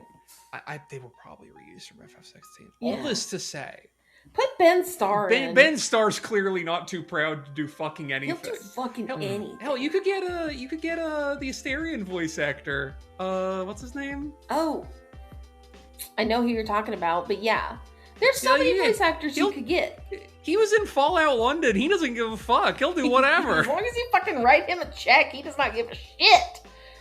Put him in. There's so many options. Put him in as Grahatia's evil ex-boyfriend. Yeah. Fuck. I just would love to see him as a fish again. Just make him a fish again. Make him an evil fish. It's fine. Make him a Lalafell.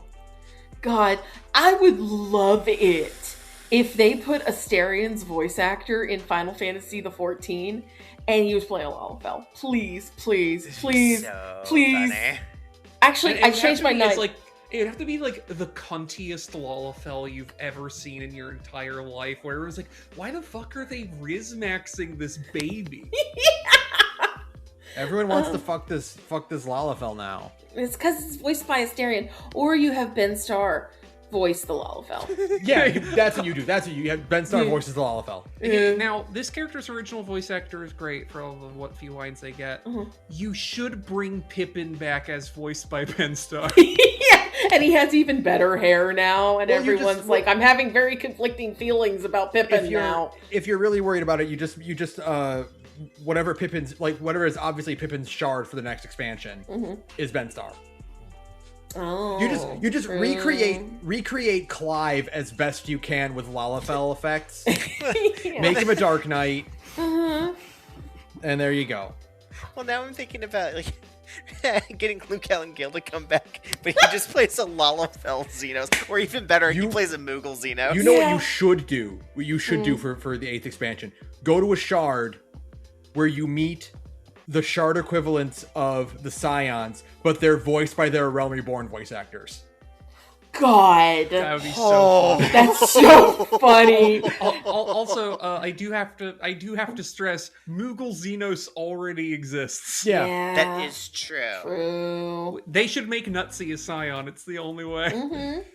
I just think it'd be really funny if you get into a shard and you are forced to hang out with shards of a bunch of assholes that you hate their guts for, like an Elbird, technically a Xenos, that one dude who killed Horshaphant, right? They're all the good guys, and you have to kill and beat the shit out of an evil Alisei and Alphino. I love that. It would be so cathartic. They need to do. They should. What they should do is they should do the Tails gag where you run into the imposter party. Yeah, and you just make an Alisei and Alphino that look wrong. Yeah. The Alphino is like a Highland hero. No, I was just thinking of them, but cosplay adult Elezen, because you can't actually get those features as an Elezen. True, but you just put the hair on them. Mm-hmm. Yeah. I think the 8.0 should let me make friends with and or have a fulfilling romantic relationship with a shard version of Yotsuyu. God, I agree. See, I'll treat you so much better than the FF14 narrative ever did. Just give me a shot. Just one chance. Let me rinse you up. Please, please, please, please, please, please, please, please, please. God, I would do anything for a shard of Moonbrita. There's so many. So would Urianger. Yeah. You want to step on what while I wear? Oh dear. Well. Oh my. Well, Well, I shan't say no, I suppose. Oh, God. okay, we have a question from Shia. Oh no. I'm excited for whatever this is because here's my last night. I had 3 phantom pings and DMs from Shia, and I opened them. The DMs were thing, and I asked Shia, "Hey, did I get some messages from you about something? What's up?" And he goes, "Oh, don't worry about it. I asked you something, and I realized that I wanted to actually ask it on the show instead. So you'll find out tomorrow." So this question is for Shia, and it says it's a question for Saturn to read to the rest of the podcast. I kind of glanced at it, but so I pasted it to you, Saturn, now. Okay, I'll ask this question on Shia's behalf. I'd like you all to play a game about the 100-line Last Defense Academy 2 called Two Routes and a game about 100-line Last Defense Academy called Two Routes and a Lie. I'll describe 3 routes, and everyone besides Saturn can say which one they think is the fake one. Okay. Okay, I'm going to go over the... Now, Shia did not provide the instructions of whether I should answer which is the correct one after the fact or not. You should. Okay. 1. Defending the academy is sidelined when a mysterious disease turns the cast into fish-headed horrors. 2. The only way to protect the school from the invaders is to beat their commanders in the highest stakes game of soccer the world has ever seen. Oh, shit. 3.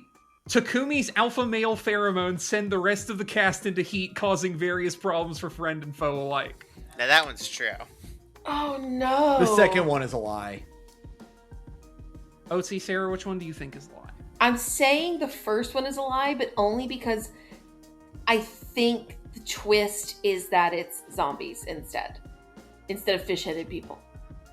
Yeah, my problem with the first one is that it sounds correct, except the detail is wrong. Because they have mentioned, and again, trying to be unspoilery because I know Ben wants to actually play 100 line, but they have mentioned multiple times the possibility of something being a zombie.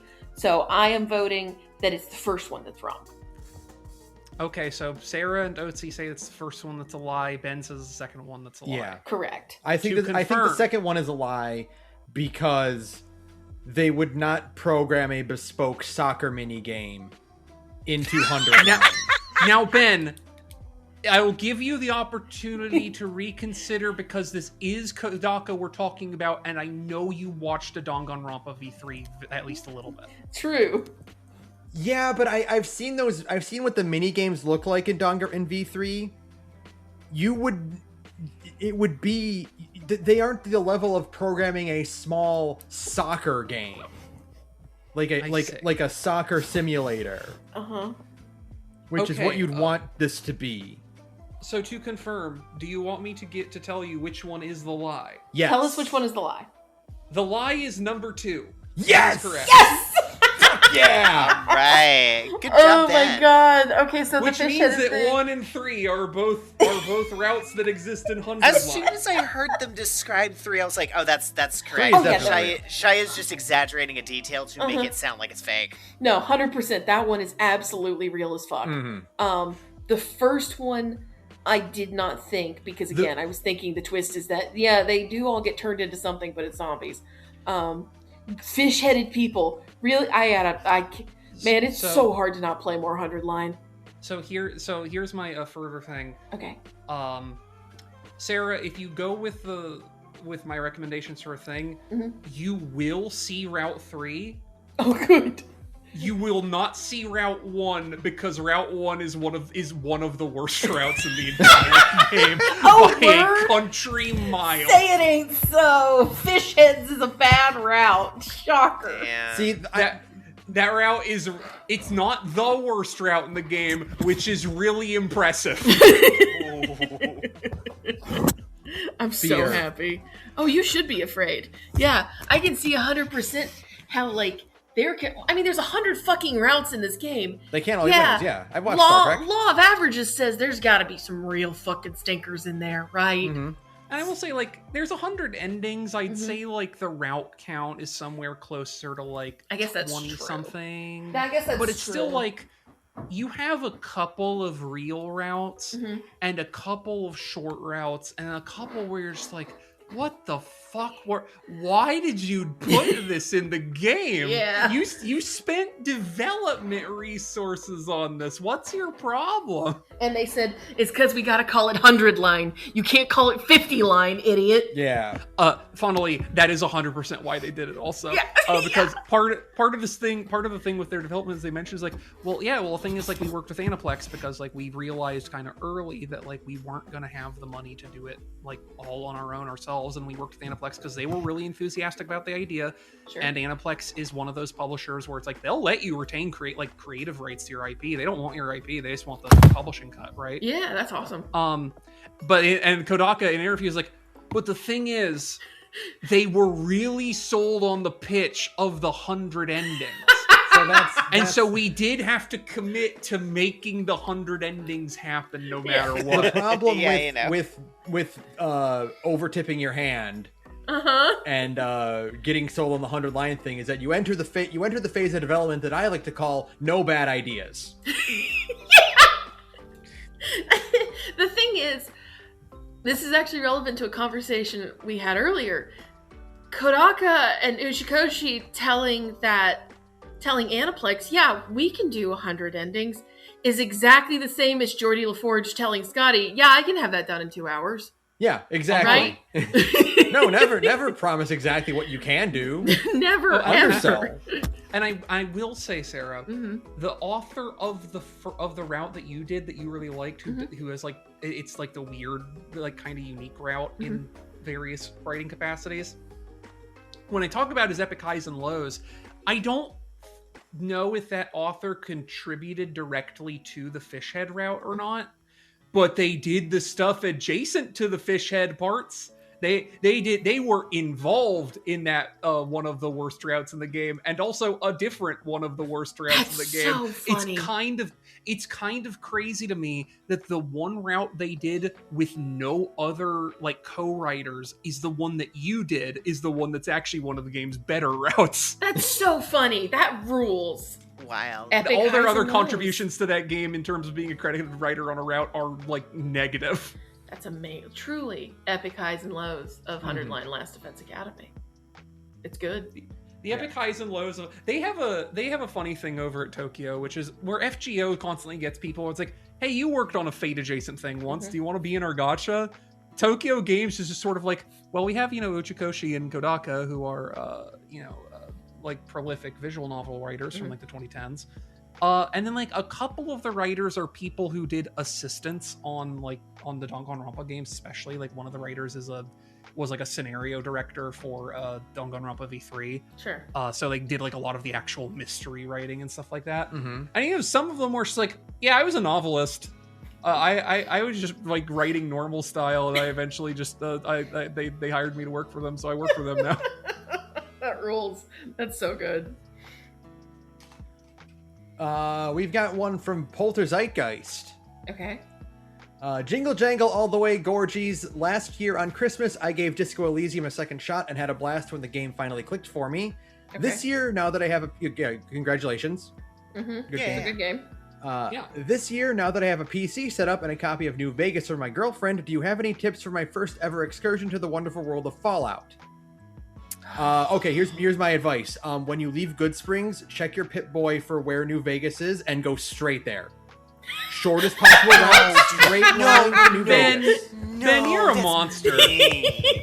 My sincere advice, if you have a tolerance for headaches of any kind, is you should probably get the mod thing, not to actually like mod your first experience, but the thing that specifically uncaps the RAM usage. Yeah, that is very because correct. A lot of New Vegas's crashes are from it running out of RAM. and this is because it's a 2010 Xbox 360 game. It is hard programmed to only use up to 2 gigabytes of RAM. Right. It only wants to use one thread on your processor. You need a mod to fix that, because otherwise it will crash. It is just a very unstable game. Just So if it's not too much of a headache, do get some performance enhancements for Not it. It will many. make your experience a lot more stable. Nothing that adds any material or anything like that, but just get something that improves the performance of it.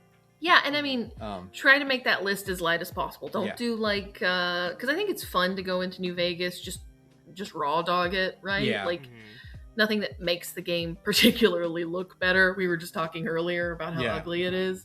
That game should look ugly. Yeah, that game should look ugly. Yeah. I would say raw dog it. My genuine advice for this is to pick the Wild Wasteland perk as soon as possible, because all it does is add funny things to the game that were a little bit slightly over the edge of what's acceptable for a Fallout universe, but it's fine. They're fun, and the game tells you that it's a Wild Wasteland thing. It's principally pop culture references. Yeah. They're usually, the picks are usually pretty strong. Yeah, they're good tongue-in-cheek moments that harken back to how the first two games were like goofy nerd games on the PC. So like, also it's the only way to get the Grandma Gang, and you want to see the Grandma Gang. Yeah, you want to see Grandma Gang. Yeah. Besides that, just do whatever you want. New Vegas is probably one of the only games that is still in existence where your choices actually do matter.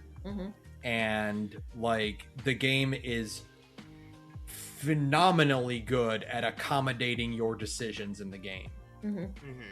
Unlike other Fallout, like later Fallout games, New Vegas is pretty good about you just going like, I think I'll go this way, and New Vegas going, well, you'll find your way to the main plot eventually. You'll get there. We're not gonna tell you have to go here before any of the content in the game unlocks. They just trust you to figure it out at your own pace. There was actually like a really funny there's like one of those YouTube channels that does like, New Vegas challenge runs, like that's their whole thing. It's the Irish guy whose name I've totally forgotten right now, but Oats knows. I think. Nurbit, yeah. Nurbit did one very recently where the joke is, can you beat Fallout New Vegas while easily distracted? And the idea is you have to do whatever the next NPC tells you to do, right? So like, ooh, okay. So you finish like, you wake up at Doc, and this is no spoilers. You wake up at Doc Mitchell's house, and Doc Mitchell tells you to go talk to Sunny Smiles. Sunny Smiles tells you to help out with Good Springs. After Good Springs, you get kind of directed toward like Prim, I think, right? Like Prim and and like Nipton, but also to the fucking, oh my god, Powder Gangers, right? Not the Gun Runners, the other one, the trading company. Right? No. You know who I'm talking about, the trading company. The point is, if somebody, like, after you finish a quest, if somebody in that quest tells you that you've got to go do this thing now, like, you should go do this thing now, you should do that. And the thing is, that game is astonishingly good at still making sure it puts you eventually on the main quest tracks. Like, you can fuck around and just kind of like bebop around plots as like the game tells you go do them, and eventually somebody will tell you to go do something in Vegas, and then the plot will take hold of you. It's really expertly like plotted and crafted. It is a phenomenal game that like I don't want to give you advice, because part of the joy of New Vegas specifically is learning how to play it yourself. Yeah. It's also the, like, out of all of the Fallouts, I would argue that it is probably the one with the most replayability. Oh yeah, 100%. By sheer virtue of, like, every single skill will allow you to accomplish most quests in a different fashion than you would have if you spec'd differently. Yeah. My big advice, and this is like, this isn't like a munchkin thing to say. This is me like going at it to I guess to express just how different the gameplay can be. Your first play should either be at intelligence 10 or intelligence 1. True. Because intelligence 10 allows you, if you choose to go that way, to let you approach it however you wish, to create the character exactly how you want it to be, because it'll give you enough skills that you can play exactly as skilled or unskilled as you want to. Right? If you're at intelligence 3 or lower, you get access to dialogue that you cannot say to anybody else otherwise. It's great. Fantastic video game. New Vegas to me is like the DM that when you say, I'm going to do this thing, and they go, okay. Yeah. And then you go, what did that mean? It's like, no, make your roll. See what happens. Yeah, exactly. It's good as hell. Please enjoy New Vegas. That game is quite fucking good. After I finish tearing through Fallout 4, it's probably it's either going to be that or Cyberpunk 2077.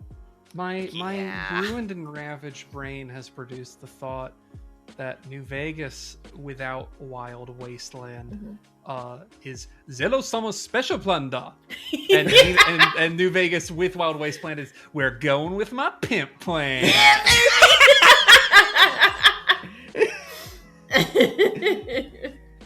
But yeah, New Vegas is a beautiful game because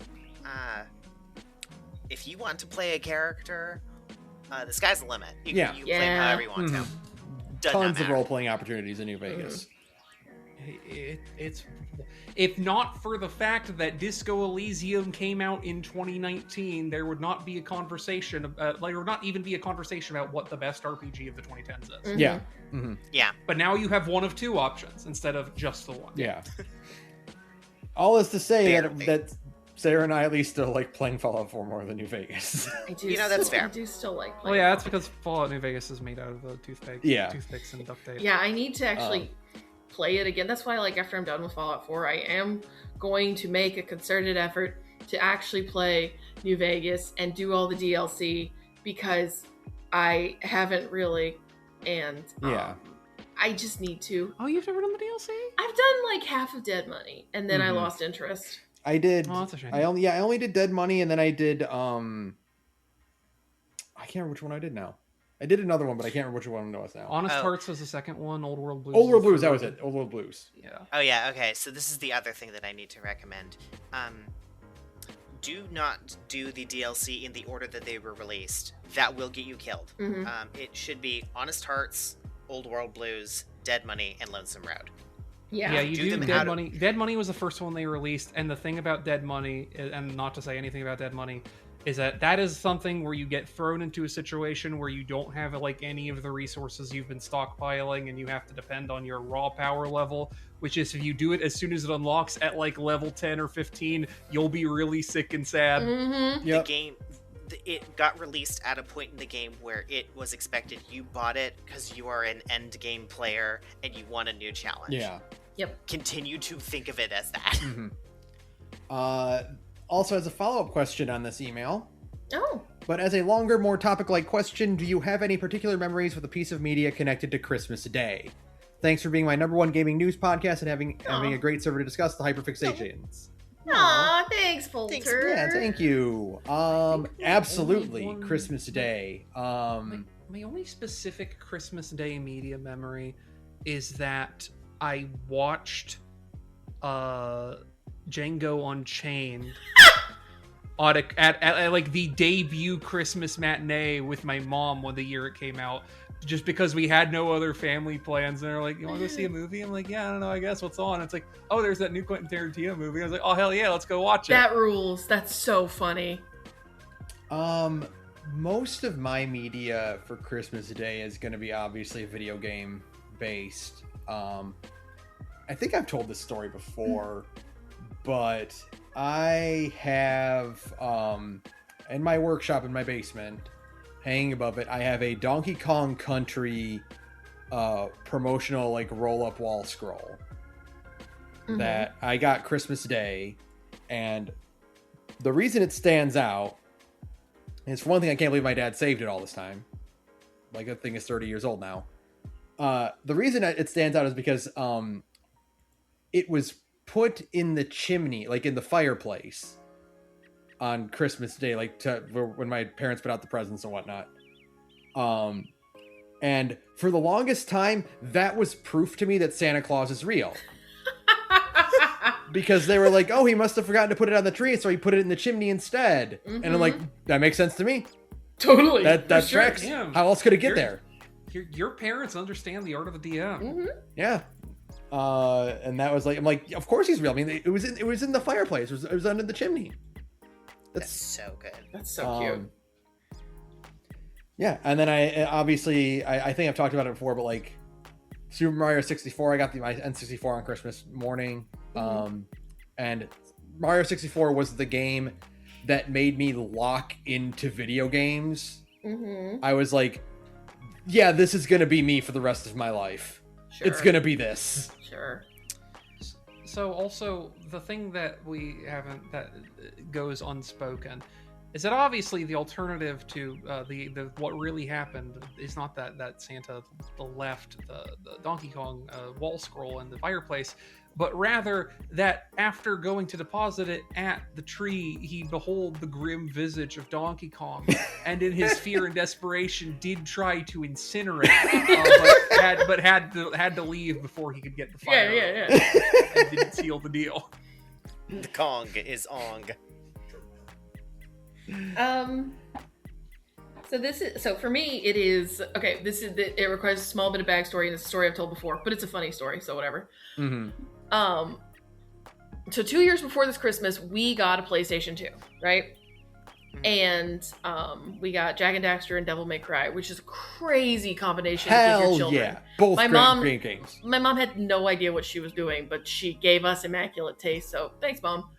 Giving your children two things of eggnog. One of them is a thing of TG Lee's, and the other of them is alcoholic. Yeah, exactly. Completely rewrote my brain chemistry. But more importantly, the PlayStation 2, because my parents have never really wanted to acknowledge that I play video games. The PlayStation 2 was to Trey, right? Like to my younger brother. And so by the laws, it belonged to him.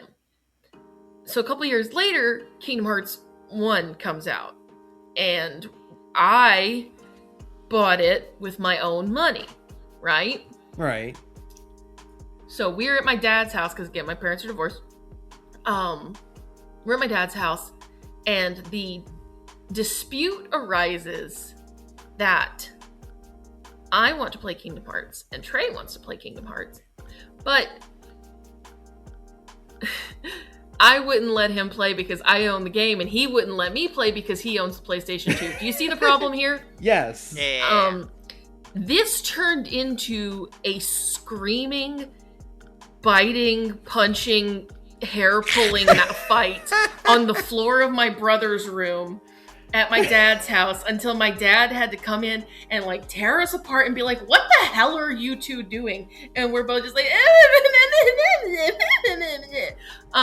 you know.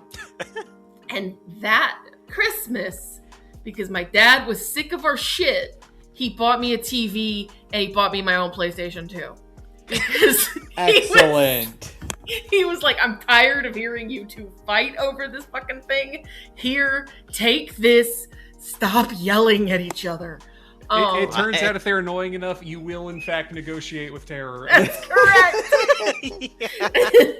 Merry Christmas. Merry Christmas. Merry Christmas. I had that TV for 20 years, and I still have that PlayStation 2. And it is like my most prized possession. It's in my fucking closet now, and it does not work. I mean, it barely works. Oh. I'm gonna check out the turkey again. I'll be right back. Okay. It barely works. You have to use a butter knife to open the disk drive because it's an old-fashioned PlayStation 2, like a first gen where it pops out. And that spring is bad, so you have to use a butter knife to open the disk drive. But it was the first time anybody bought me, Sara, her own video game console. It only ever happened one other time in my entire life. So, it was still very magical. So I was very happy. And I think my dad got me Final Fantasy 12 with that, which is fucking fucking crazy, right? Whatever fucking GameStop employee who was on my side spiritually, I don't know who they are, but to you. Random GameStop employee in rural Alabama who told my dad, yeah, you should get her Final Fantasy 12. Thank you. Whoever you are. Whenever you're in GameStop and a parent comes up and asks you, like, yeah, well, I'm trying to get my darling child loves to play strange Japanese video games featuring like weird, beautiful haired teenagers, and you as a GameStop employee is like, can I possibly interest you in some salvia? Yeah. Just sent my dad home with the PlayStation 2 and a copy of Final Fantasy 12 and said, she'll be fine, don't worry about it. And you know what? He was right. I had a great time with that game. It was very funny. Yeah, so that's my happy Christmas story. It was a good Christmas. So I still deeply respect that FF14's Final Fantasy's time-honored tradition is going. Can we just rip off Star Wars? Can we just rip off Star Wars? Can we just do that again? But the thing is, Final Fantasy 12 is doing it harder than any other Final Fantasy game has ever done it. Final Fantasy 12 rips off Star Wars so hard you'd think it was a Tales game. Yeah, it rules. That's a great way to word that one. It rules. It's why it's one of my favorite ones. What if Chewbacca was a hot bunny girl in a situationship with Han Solo? Well, my response to that is, and then here's a link to a Don Buru page that illustrates my thought processes, I think, pretty succinctly. What are your feelings on Fran Final Fantasy 12? And it's just redacted. In the spirit of Christmas, I can't say what those feelings are, because I like to think we're trying to keep a little more all ages energy in for the holiday. Okay, what did I miss? Just us being normal about Fran Final Fantasy 12. Okay. I kept it chaste for the holidays. So your Christmas memory is associated with Fran? No, that's just that the PlayStation that my dad got me, it also came with Final Fantasy 12. Ah, okay, I see. Yeah. So we were talking about, again, whatever GameStop employee out there who recommended my dad buy his weird, nerdy daughter Final Fantasy 12. Mm-hmm. Thank you. It's a good game. Yeah, it's a great game. It's not a game my dad would ever think to buy, though. I'll tell you for free, that's not one he came up with on his own. Mm-hmm. I actually just saw with perfect clarity, with like oracular like object recall of the past, what happened there, which is the GameStop employee asks your father, like, so what kind of stuff does your daughter like play? And your dad's like, fuck, man, I don't know. It's just all weird shit. I wish you'd just like get a job or something. And the GameStop employee's like, a job, you said? Jobs? You said something about jobs? I need you to understand that my dad... I'm gonna strangle you today, Sara. Is a mustache. He still has a mustache. He started growing a mustache when he was 14. He's only ever shaved it once and everybody hated it. So my dad has a mustache, and it was like 2000, what would that be, like 2003-ish? He's had it long enough for it to come back into fashion. That's right. My dad, so it was 2003, my dad was a lineman, so he's the guy that turns your power back on whenever your transformer explodes, right? He was a lineman. He wore cowboy boots everywhere. He still wears cowboy boots everywhere now that I think about it. He wears cowboy boots everywhere. He had a mustache and he had a mullet, okay? He had to walk into a GameStop in rural Alabama and be like, I don't know what the hell this girl wants, you know? What is this, a Final Fantasy? You know, the thing is... Versus, where your dad walking in like Hank Hill, like, do I look like I know what a memory card is?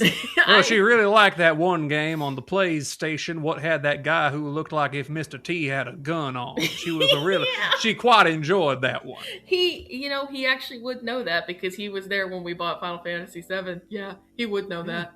So...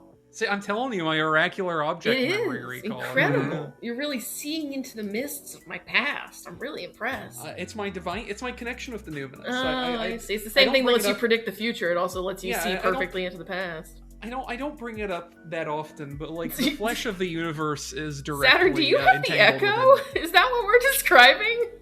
Well, I think if I had the echo, I would have lived my life in a much more successful way, and also I'd understand other languages. Yeah, that would be nice. Yeah. Well, I mean, it differs from person to person. Remember, Kryle doesn't have the cool shit we do. I guess that's true. Yeah, I have Kryle's kind of lame version that doesn't get recognized until she's like, in her 30s. Well, can you at least like talk to squirrels and stuff? No. Oh. Lame. I know. Mostly it just allows me to accurately see into the spiritual truth of reality, but not for anything significant. Quick side note, I like how infrequently the Warrior of Light's ability to talk to animals comes up. It's like almost never. I think they forgot it exists, I'll be real. No, they run back in Endwalker. They definitely remember exists because I know for a fact I have done a side quest in Dawn Trail where it comes up. That's funny. Hell, we know what happens in Dawn Trail. The corn cob. Yeah. True. Corn servant. Not even just the corn cob. There's I forget if it was... Fuck, what was it for? It might have been for... It was either connected to the Capstone quest or some other thing adjacent to it. But there was a quest I did in Tulialal where I had to help this researcher rescue some shitty little beavers. Because they were trying to find these beavers, and then they were like hiding, and I literally just encountered beavers, and I was like, "Hey, beavers, this guy would like to take you somewhere safe," and they're like, "Oh hell yeah!" Sounds dope. Thank you. And the researcher's like, "Cool, I'm gonna get these little fucks on a boat back to Charlie," and I'm just saying there, like, I feel like I just did Stormblood to these beavers.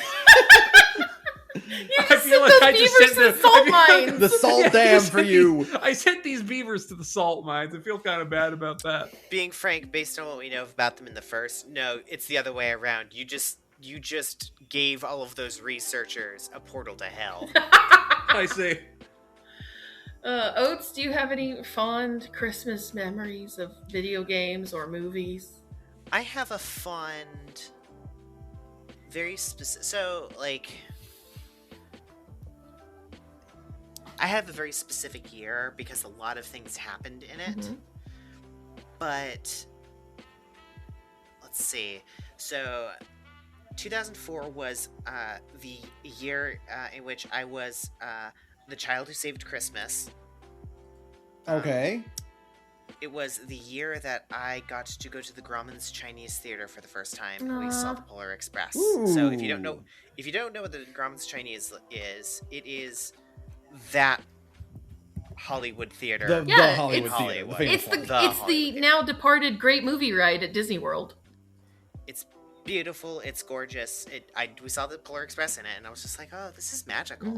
Like, I get it. God, what a gorgeous building. I know. And then that was also the year I got a GameCube with the 1,000-Year Door. So, like, good times all around. Hell yeah. Good Christmas. But the child who saved Christmas is a terrible story. So we weren't initially going to go down to Los Angeles to visit a lot of my family. But then my great uncle Rick very suddenly took a downturn, and we had to very, very suddenly buy tickets 3 days before. And I remember we had to travel, because this is when I lived up in Oregon. There's no airports in a majority of in a majority of the state. You have to no matter where it is, you have to travel up to Portland, and then from Portland get on a flight and then go down to Los Angeles. And so we booked a 4 a.m. flight because it was the cheapest way you can get down, which means that we jumped into a hotel the night before, we all passed out on, like, as soon as we ordered some pizza and got some food in our bellies, we just passed out, set our alarms and got ourselves ready to go up. This was back in the day. You didn't have like phone alarms because nobody had a cell phone, so they, it was with the alarm clock that was built into the hotel. And I got up in the middle of the night because I got food poisoning from the pizza. Oh no. And as I ran to the bathroom to like blow my brains out the back of my butt, I glanced at the clock, and when I came back out, it was blinking and flashing because the power went out. Oh.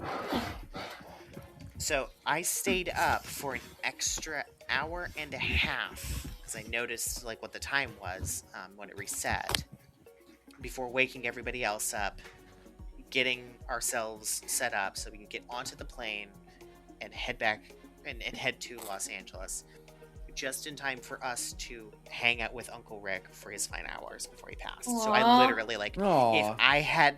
if I didn't had the runs, we would have missed our chance to spend time with our family.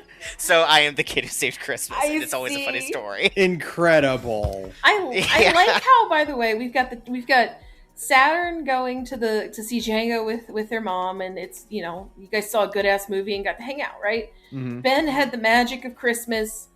Oates had saved Christmas. What is Sarah's story? Violence. Mostly violence. Yeah. Yeah.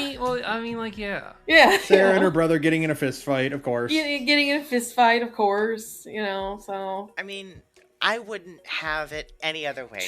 Truly. Yeah, Sometimes I feel it's like good. a caricature of myself. So. It's not Christmas Eve, but since we're on the topic of just like media and Christmas, Mm-hmm. I want to talk about the story how I got my 3DS. Yeah. Which is, I used to work at Toys R Us when the 3DS was coming out. And if you remember when the 3DS first hit, I think it hit like in the summer. Yeah. And then it didn't sell at all. And they did that massive price cut for the holidays. Mm-hmm. Well, that was a price cut. That wasn't a sale. Okay. Which meant that when I was at Toys R Us, my employee discount covered if I were to buy a 3DS. Ah. So I was like looking at the shelves one day while I was kind of like walking around the store, and I'm like, wait a minute. The 3DS is like $160 right now.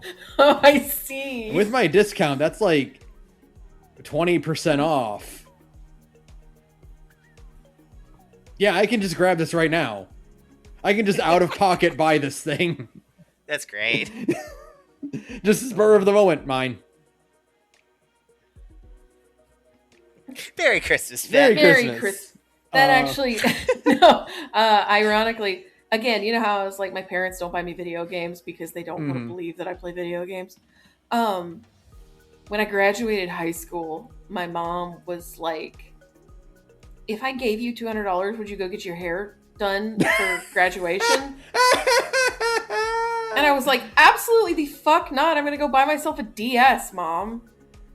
And she was like, fine, I guess it's your money if I give it to you. So she gave me $200. I went and bought a pink DS. Yeah. Hell yeah. Right. It's just like, yeah, why would I? Why would what? Hair is temporary. Hair is Nintendo DS is forever. Literally, them motherfuckers are impossible to kill. Mm-hmm. Yeah, no, I was always just like, Mom, no. No, are you stupid? You crazy? Have you lost your mind? I'm not going to spend $200 to get my hair done. I'm gonna for graduation. For graduation? Are you crazy? Not like it's your fucking wedding. And I'm not going to like graduation parties immediately out. Like I didn't go to a fucking party after I graduated high school, right? Mm-hmm. Like I was a little dork. You know, like I had a whatever haircut for my high school graduation because my thinking is, I don't really care if I look good for these people. I'm never going to see them again. And you know what? I never did, except for like a few. No, one person from high school I still routinely see. Like that's it. Well, I mean, I hang out with my high school friends because I latched onto them because I was like, this isn't happening again. Right. The idea That's of fair. making more friends is not happening. Well, Nope, it's you guys. That's it. that's it. I'm going to go to college. I'm going to zone out for 90% of it. That's And right. settle into a job. Well, that didn't happen for me, but that's okay. That's fine. Eh. But yeah, I don't really have a lot of like Christmas Day media memories because, like, you know, besides like the standard stuff, you know, you watch your Christmas specials, you watch your Christmas movies and stuff, but like nothing. Well, I guess Melissa and I saw The Hateful Eight because we couldn't go to a Christmas store. Hey, you also have a Tarantino Christmas. So, memory. 'cause- A well, very it wasn't- Tarantino Christmas. It wasn't Christmas Day. It was, so in Michigan there's a place called Frankenmuth which has Tarantino. it has the big Christmas store in Frankenmuth. It's this little town that has like it's a touristy kind of place. They have restaurant with really, really good chicken too. And I mean we went there, but we wanted to go New Year's Day, but they were closed. And you're like, well, darn, what are we gonna do now? Well, here's a theater. What's playing in the theater? I guess we're watching The Hateful Eight today. Merry Christmas. Merry Christmas. We have one more question Okay. from that other one dude. At this point, it's fairly certain official remakes of Fallout 3 and New Vegas are being worked on, regardless of how likely they are to become released products. So I have two questions on the prospects thereof. Sure. Which are the potential issues you don't want to talk about at length, i.e. lightning round, because they're the same crap that video game remakes or remasters keep doing again and again? And which are the issues and opportunities you do want to talk about because they're interesting and specific to Fallout? Opportunities in what way? Yeah, that's Yeah. The thing I hope it's not, and I'll just say this the once because I know it's the one that everybody agrees with. I hope it's not the Oblivion style remake Same. where they just run the game Yeah. in an Unreal Engine wrapper Yeah. because that looks bad, and also the game is still. The problem is Unreal, the remake remake Oblivion is exactly the bad game Oblivion was 20 Mhm. plus Right years back ago one or last whatever. And the thing is with Fallout and like the fact that they're still using the Fallout 4 engine to make 76 in, Mhm. is that like if you just like I get it's 2025 and you want to look a little better or whatever, but like Yeah. I'm real with you as long as it's running in that fucking engine.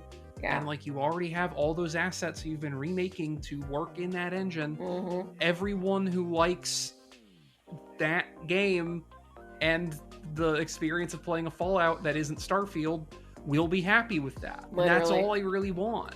I mean, that is, and it feels like, because I don't know like the exact details, but I feel like I heard that the 3 remake and is being, or the remaster is being done by the Oblivion guys, but I'm not sure, which does not bode well. But Yeah. in a perfect world, yeah, I also would prefer they just remade it in the Fallout 4 engine. Like, Yeah. the That's- thing is, I've been thinking about this a lot lately because I've been playing Fallout 4 and I've been kind of marinating in like thinking about Bethesda games and about how like Starfield bombed and stuff like that, right? And like, a lot of people say that Bethesda should just switch to Unreal 5. Those people are crazy. Those I don't people believe are that for a crazy. second. No, that's stupid. No, I actually genuinely think that Bethesda should just keep using their engine, right? Yeah. Like, because one, it's the thing they know, right? Like, Yeah. everybody who works there is trained on that engine. It does what they want their games to do. It runs in a kind of simulationist way, in a way that Bethesda wants their games to function. Like, yeah, that engine does desperately need like an upgrade, and it got one kinda with Starfield. But like, And yeah, I mean, I think it'd be sick as hell if we could get New Vegas in specifically Starfield's engine, because that was not the problem with Starfield. Yeah, Starfield's engine. Right? The problem was a design aspect. It is a game design aspect, right? And the Starfield engine is just a fancier version of the fucking Fallout 4 engine, right? Except it can do vehicles and shit like that, which is nice. Crazy. Because, like, the thing is, at the end of the day, the reason you don't want anybody to switch that engine is, do you like your Bethesda games being easily moddable? Do you know why you can do that? Yeah. Yeah. It's because they're made on that engine. Like, that's Todd, it. I know you're listening. I know, Todd. I know you're listening. The show, Todd Howard. I know you're listening. Here's the thing: Fallout 4, Fallout 76. That's all you need for Fallout New Vegas. You may say, but I spent so much time on this on the Starfield engine. Mm-hmm. The only thing, if you ever make a Fallout, the only thing that anyone would want that the Starfield engine can provide, that the Starfield engine improvements can provide, you can go back in all except one things. They want the vehicle so that you can drive around the wasteland on a motorcycle. That's it. That's it. Motorcycle or a dune That's buggy. all they want. Yeah. They go back to Fallout 4 because they love that trash. It's true. They love that potato chips. That gunplay is serviceable. That game feel is okay. That's all they want. That's all they want. That's all they Listen, want. They put the one thing they did do in Starfield that, like, I just kind of made grabby hands at it because I need them to put it in a Fallout 5 that's never going to exist, is the fact that Starfield has a buggy. It's got a they put the buggy in Starfield, right? Like, because Starfield is a bad video game and it's full of big, empty, shitty worlds, right? Mm-hmm. And they were like, we need to find a cooler way to traverse all of this shit. And so they put a buggy. Yeah. I'm telling you right now, take that buggy and staple some gubbins onto it, right? Put some greebles on that shit, and let it rust out in the rain for a few weeks, and then you put that in Fallout 5 and it's Game of the Year, right? Correct. Please. Yeah, you get one of those motorcycle models. You have an animation where you open the gas cap to shove a fusion core in. That's it. That's all I want. That's all I want. And here's the thing: it doesn't even have to be buggy. You had horses in Skyrim. Yeah. Just use rip that same engine out. It's crazy. It doesn't have to feel or look good as long as I get to be on a motorcycle in a Fallout game. Thing is, that's all I want. The It's thing cool. is, here's the deal, okay? And this is something I'm thinking about constantly, all right? Transformers War for Cybertron, right? Mm-hmm. Lets you change into a vehicle mode. Yeah. Do you know what they do for the vehicle mode while you're driving around in that? Mm. Does she have guns? The wheels go sideways and allow you to move in any direction so you can still strafe. Do that for a Fallout vehicle. Yeah. That way you can solve so many problems, right? You can solve so many, like, navigation problems. Mm-hmm. If it's more like I would love a motorcycle, Saturn, but if it's more like a dune buggy, right? Mm-hmm. With, like, weird wheels, I think you can solve a lot of the terrain navigation problems. Yeah. Right? Make it, oh God, Sarah, make it feel like the dune buggy from Jack 3 with, like, the hydraulic jumping. That shit's cool as hell. I would love a motorcycle. I would. Yeah. But I think you can overcome a couple problems more if it's a dune My buggy. thing is, I think having a Mako in Fallout. Yeah. But I think that is giving you a degree of coolness and power that I think should be outside your grasp. I think it's a sin they put jetpacks on power armor. You know, I'm 100% with Saturn on this one. I much prefer the idea, because, like, the idea that you have a motorcycle and you use it for any of the many, like, wonderful little moments where you can go, like, ooh, there's a little trail right here. I'm gonna park my motorcycle and I will come back to it because it is marked on the map, and I'm just gonna go off on a little detour. It feels so much more organic that way. Like, it feels more exploratory. I have the inverse power fantasy of I want to ride around on a motorcycle and fear for my life as though I crossed eyes with God if I see a raider with a skull on their HP bar, because I'm afraid that if they point their dinky little Pipe 38 at me and fire one shot, I will be blown to kingdom come as my motorcycle explodes. That is how you keep, because it's happened to all of us playing Fallout 4, okay? The scenario is, I'm just walking along this path, having a good time. Oh, there's a slight incline and I'm dead. That's correct. Imagine that going 80 miles an hour. Yeah, with pass. That sounds sick as hell. I want to see my ragdoll get flung across the map at 80 miles an hour. Yeah, I want to slam into an LOD model of a tree. What I want to see happen is I want to be driving that motorcycle at top speed. I want to clip the edge of a polygon that was slightly misaligned. The motorcycle comes to a dead stop and my ragdoll continues forward. Yeah. I love it. That's how you keep players on their toes. I just love the idea. If you were to do a remaster or remake of Fallout New Vegas, and you do it in Fallout 4's engine. Sure. First off, make it the size of Fallout 76's map. Mm-hmm. Because, oh my god. No, because there's nothing fucking in New Vegas's map to begin with. You can't make it bigger. Not to be, the only person who's going to hate on New Vegas's map. But you're right. You're right, too. I'm going to hate on New Vegas's map for a second. There's nothing in New Vegas's map, okay? If you make it bigger, all you've done is expand the distance between, the cool things that are there, right? It just means you got to walk further. It makes the motorcycling funner, and also it means it gives you the opportunity to put more. Well, I don't think they're going to put them. I would like to just clarify. I don't think they're going to put a motorcycle in Fallout New Vegas. I think this is for a hypothetical Fallout 5. Okay. Yeah. But if they did put a motorcycle in New Vegas, that would be sick. In that case, make the map bigger for sure. I think the only other reason you would want to make the map in Fallout New Vegas bigger is if you are going to add settlements, which I don't think are thematically appropriate for New Vegas. They are appropriate for 3. I think what it would be appropriate for is if you did a New Vegas 2 that was set after the Battle of Hoover Dam. Mm-hmm. Yeah, that's when you would do settlement building. I guess I would be okay if it was just the one. If you got a settlement in New Vegas, just because the system already fucking exists, so why not use it, right? If you got one, a Starlight Drive-in size settlement in New Vegas that you could just do a bunch of shit with.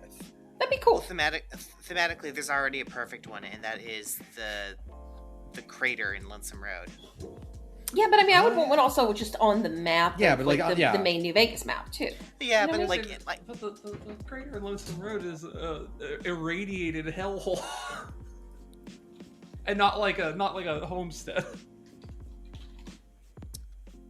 Yeah, I guess the point would be more like rebuilding, but yeah. Mm-hmm. Yeah, I would just for the novelty of it, really more than anything, is to have it in the main map, and also for it to be I just said a free fast travel point, and I'm realizing they're all free. That's my 76 brain coming in Aww. right there. You've been struck by bees. I got struck by bees, guys. Yeah. I will say I do think that making fast travel cost something in a single player Fallout is actually kind of a fun idea, but that's just me. I think it would be fun as as a survival thing where it's no, you have to represent the resources you spend going from place to place. I think specifically in New Vegas it would also work because as a socioeconomic free zone or whatever. Oh, true.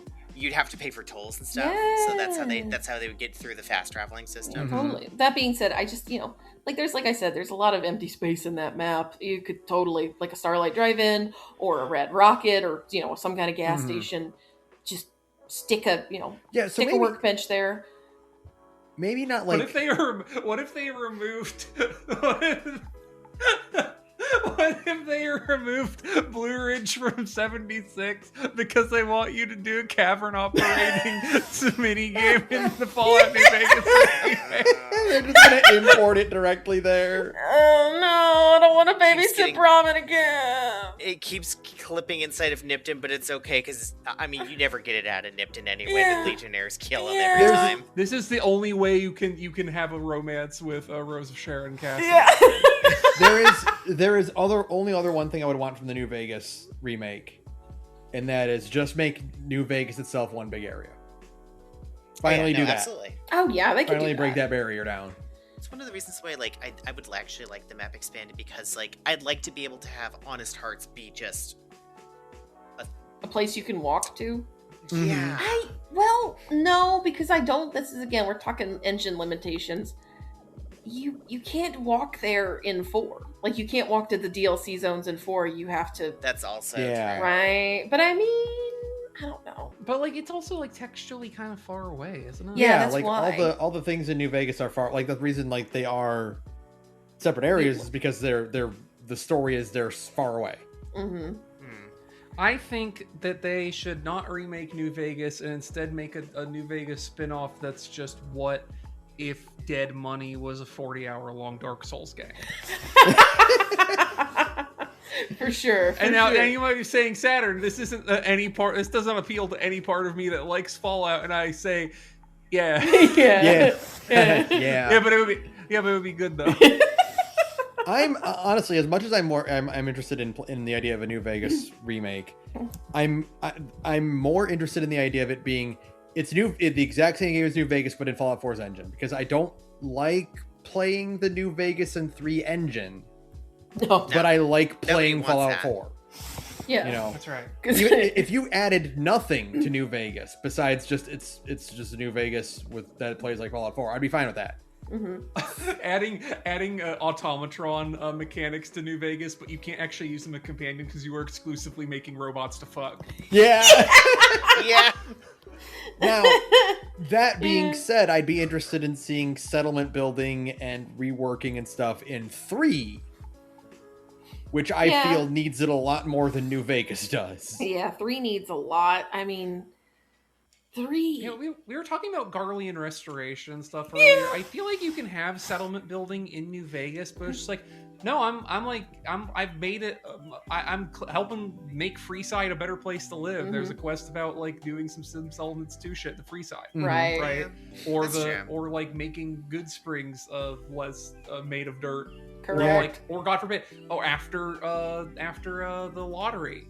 Mm-hmm. After you go to there, like rebuilding that town so people can move back in. Sure. Yeah, rebuilding Nipton would make sense. That'd Yeah. be fun. Actually. But that would be more like the ideal. That's not really settlement building. That's more like Renovation. you said, you're doing sim settlements shit Yeah. there, where you're just letting them do it, which I think would be fun and cool. Make no mistake. Yeah. But you could like mix it. You'd be like, oh well, this building's like too fucked up to bring back. Right. We're just gonna tear it down. Do you want to like try and like build something new here? Because like I you see. can, like you could, Shakaraka. yeah, you could find a way to make it That's work. It just fun. depends if they care enough to do that, or if Microsoft Yeah. will actually now. Because like to be clear, like I think we mentioned this episode, we think they're making New Vegas, they're remaking New Vegas because of the sheer amount of New Vegas stuff they have remade to look good in Fallout 4's engine, both for the Fallout 4 anniversary release and also Fallout 76.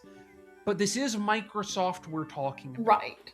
Which means they might just gone, well, it's too expensive to actually remake New Vegas, but we can just remake all the assets of New Vegas. We can just Yeah. capitalize on the Enough, show right? and stick all that shit into 76, Yeah, which is our that's live service game. That's what I was saying in our last like normal podcast, where it's just like, yeah, I mean, the smart thing to do would be to remake New Vegas, so all these assets they're already making, but it's Microsoft. Right. Would they really do that? Yeah. Yeah, it's God, true. speaking of, did you guys know that they released a new mini season today? Did Yeah. they? I saw, More yes. New I haven't, Vegas it's shit? full I of haven't, New I haven't Vegas done shit. any of it yet. Is it? Oh, It's fuck. chock full of it's That's so all funny. Sunset Sarsaparilla stuff. That's funny. They're crazy. They have to. They have to. I'm sorry. They gotta. I am also like genuinely curious in the idea of a Fallout 3 remake, because I know it's the old adage of like, you shouldn't remake things that are good. Right. You should try to fix something that's bad. And that is Fallout 3. Fallout 3 is definitely that. It's boy, I wonder what my opinion of Fallout 3 would be if it played good. Yeah. I think it would still be pretty low, if only because if Oblivion Remake is any indicator. Yeah. They're not going to change the plot at all, No. and Fallout 3's plot is what makes me stop playing. Yeah, but like, to be fair, like, the thing is, Fallout 4's plot is also dumb, but it's mitigated by the gameplay feeling really good. I'm wondering if this, because I know 3's is worse. Yeah, and it's like significantly worse.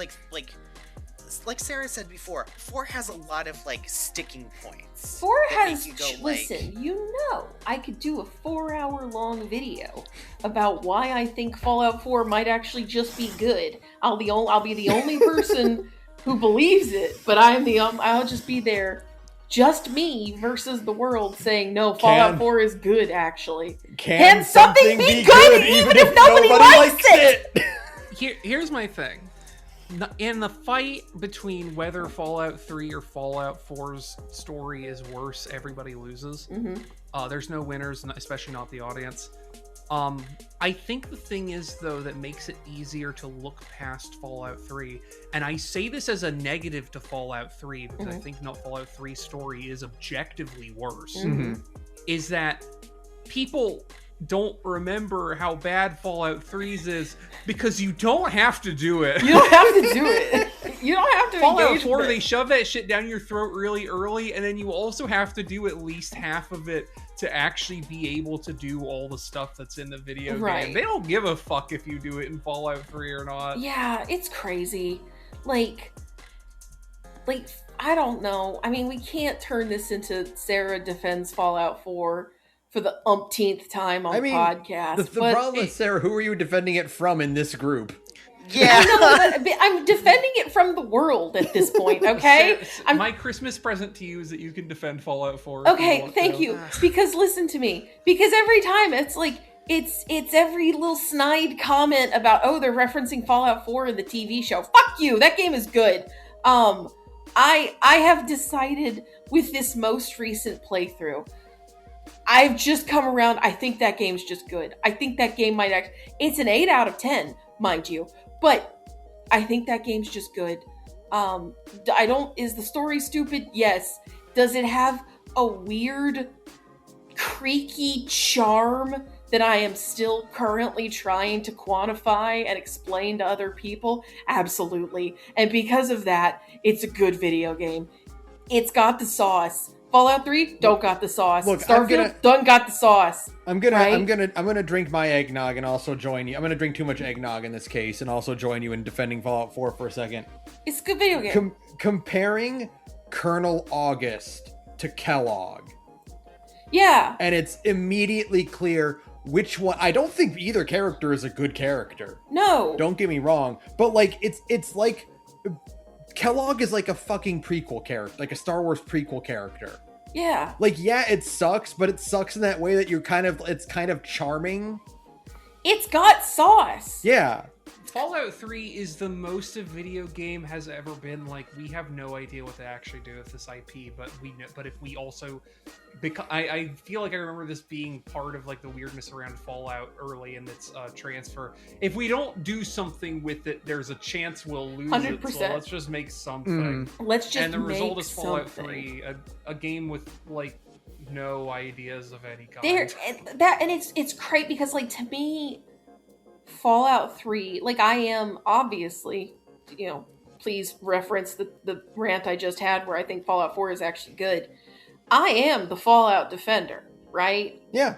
Like, and I don't, like me, Sarah, I can't think of anything in Fallout 3 that like really stuck with me as being something uniquely good. It used to be Point Lookout, and then Far Harbor came out, and it's just Point Lookout, but better. The thing is, Fallout 4 does so much to do the exact same things Fallout 3 did, but better. But good.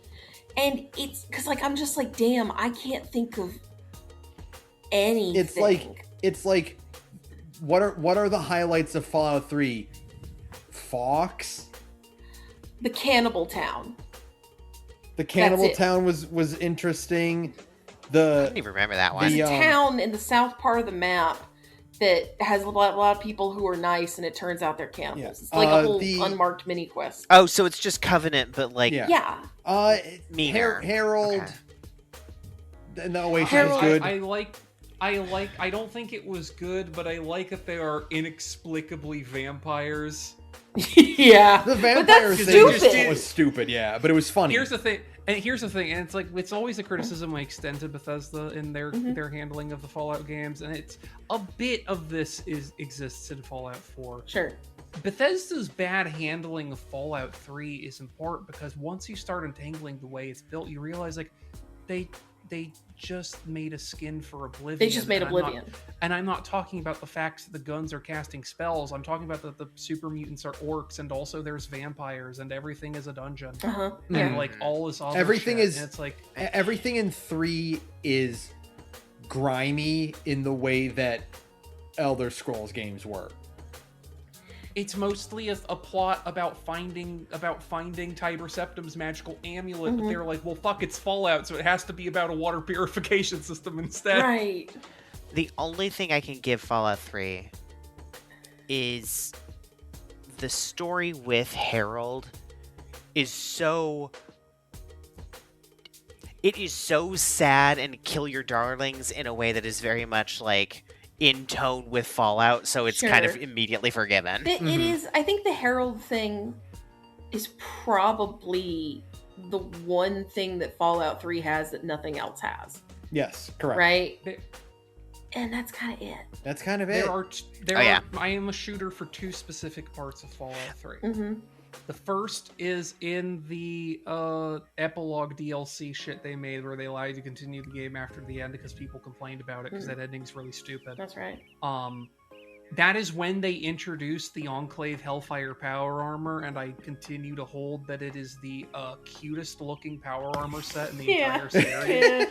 It's really moe. They're like fat little piggies. I really enjoy it. Okay, we'll let Saturn have that one. The other... And I have to stress that I don't think this DLC is good.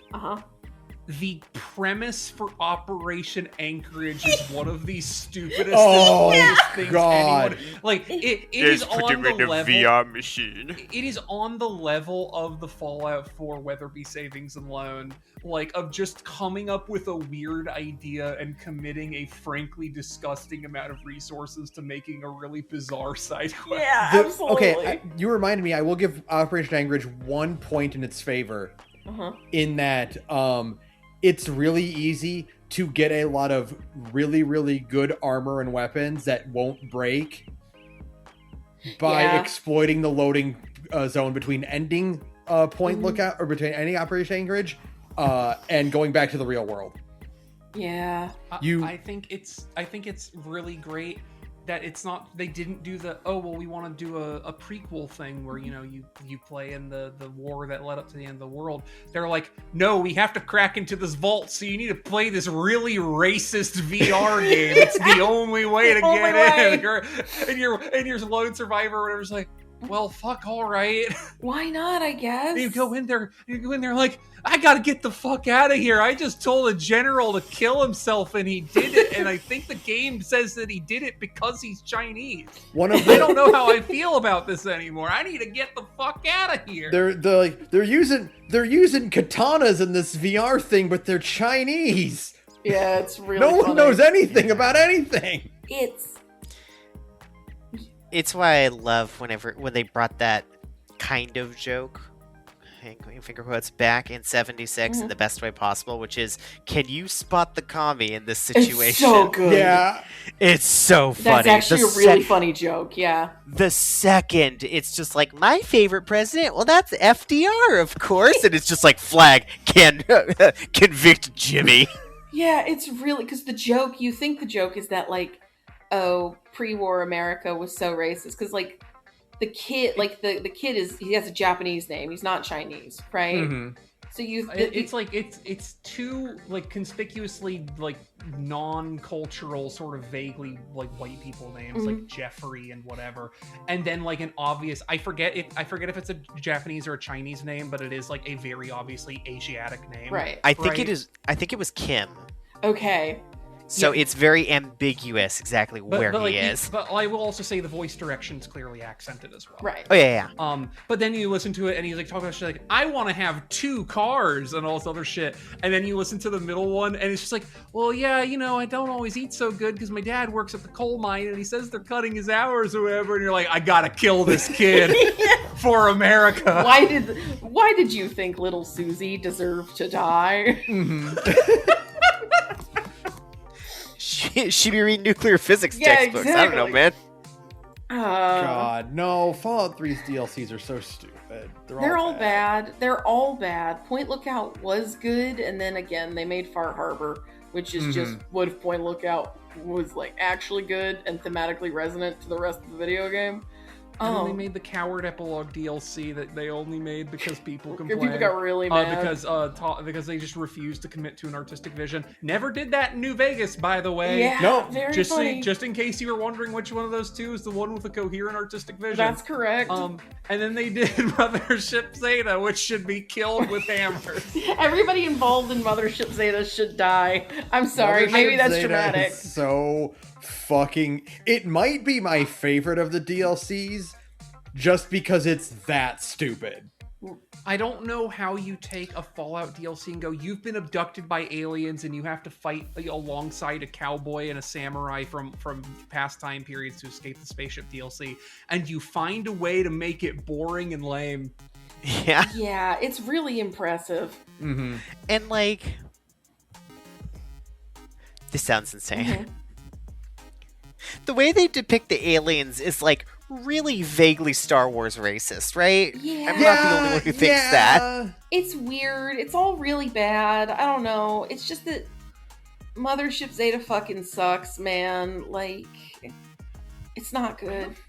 I hope if they do more alien stuff in the future Fallout games, they take after some of the stuff they've done in 76 that does make an effort to make that more interesting. Yeah. Mm-hmm. Where like your point of contact for all alien content in 76 is this guy named Homer Saperstein, who is very clearly some other kind of alien pretending to be a human who's part of like an intergalactic watchdog association. Yeah, rules. And they're trying to help you fight off these evil aliens who just want to like harvest your guts or whatever.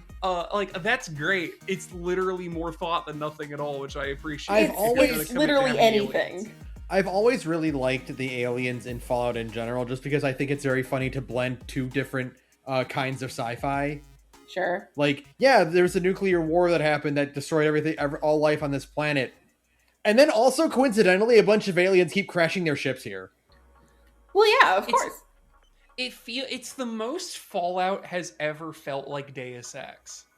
Where all conspiracies are real. Yes. Yeah. Where it's just like, well, it's the 50s, so obviously weird little green aliens are real. Yeah, little green men are just running around. Yeah. Or same with the vague eldritch horrors that Dunwich and all that kind of stuff, where it's just like, yeah, there was this great nuclear war that shattered the planet, and it woke something up. Something got weird. I think that might just be Bethesda. It is. That's Bethesda. They do it.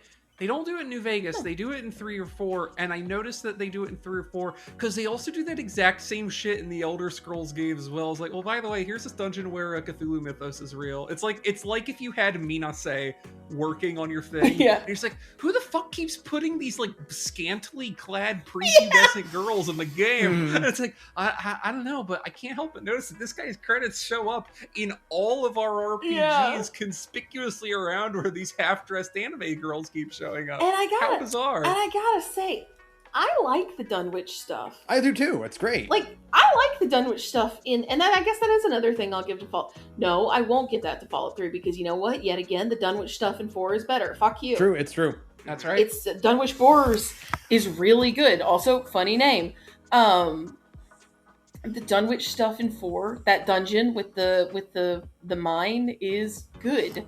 The building in the Dunwich offices in 3 is like fine. It's kind of neat. It's spooky, but like it's not nearly as interesting as whatever the fuck is going on in 4. Right? Dunwich 76 doesn't even like do the cool flashback sequences, but like its delve into Tanagra Town's depths almost evokes the same like vibe as Dunwich Boars, which is like, ooh, The thing, why can't we have that in Fallout 5 again? Could you imagine if they did like another their new Bethesda Fallout that's set somewhere else in New England because they're hacks, but it is a big chunk of that game is textually going to Innsmouth and having to fight off some kind of Fish people? surging eldritch horror. Mhm. Yeah, I mean, I'd kind of fuck with that.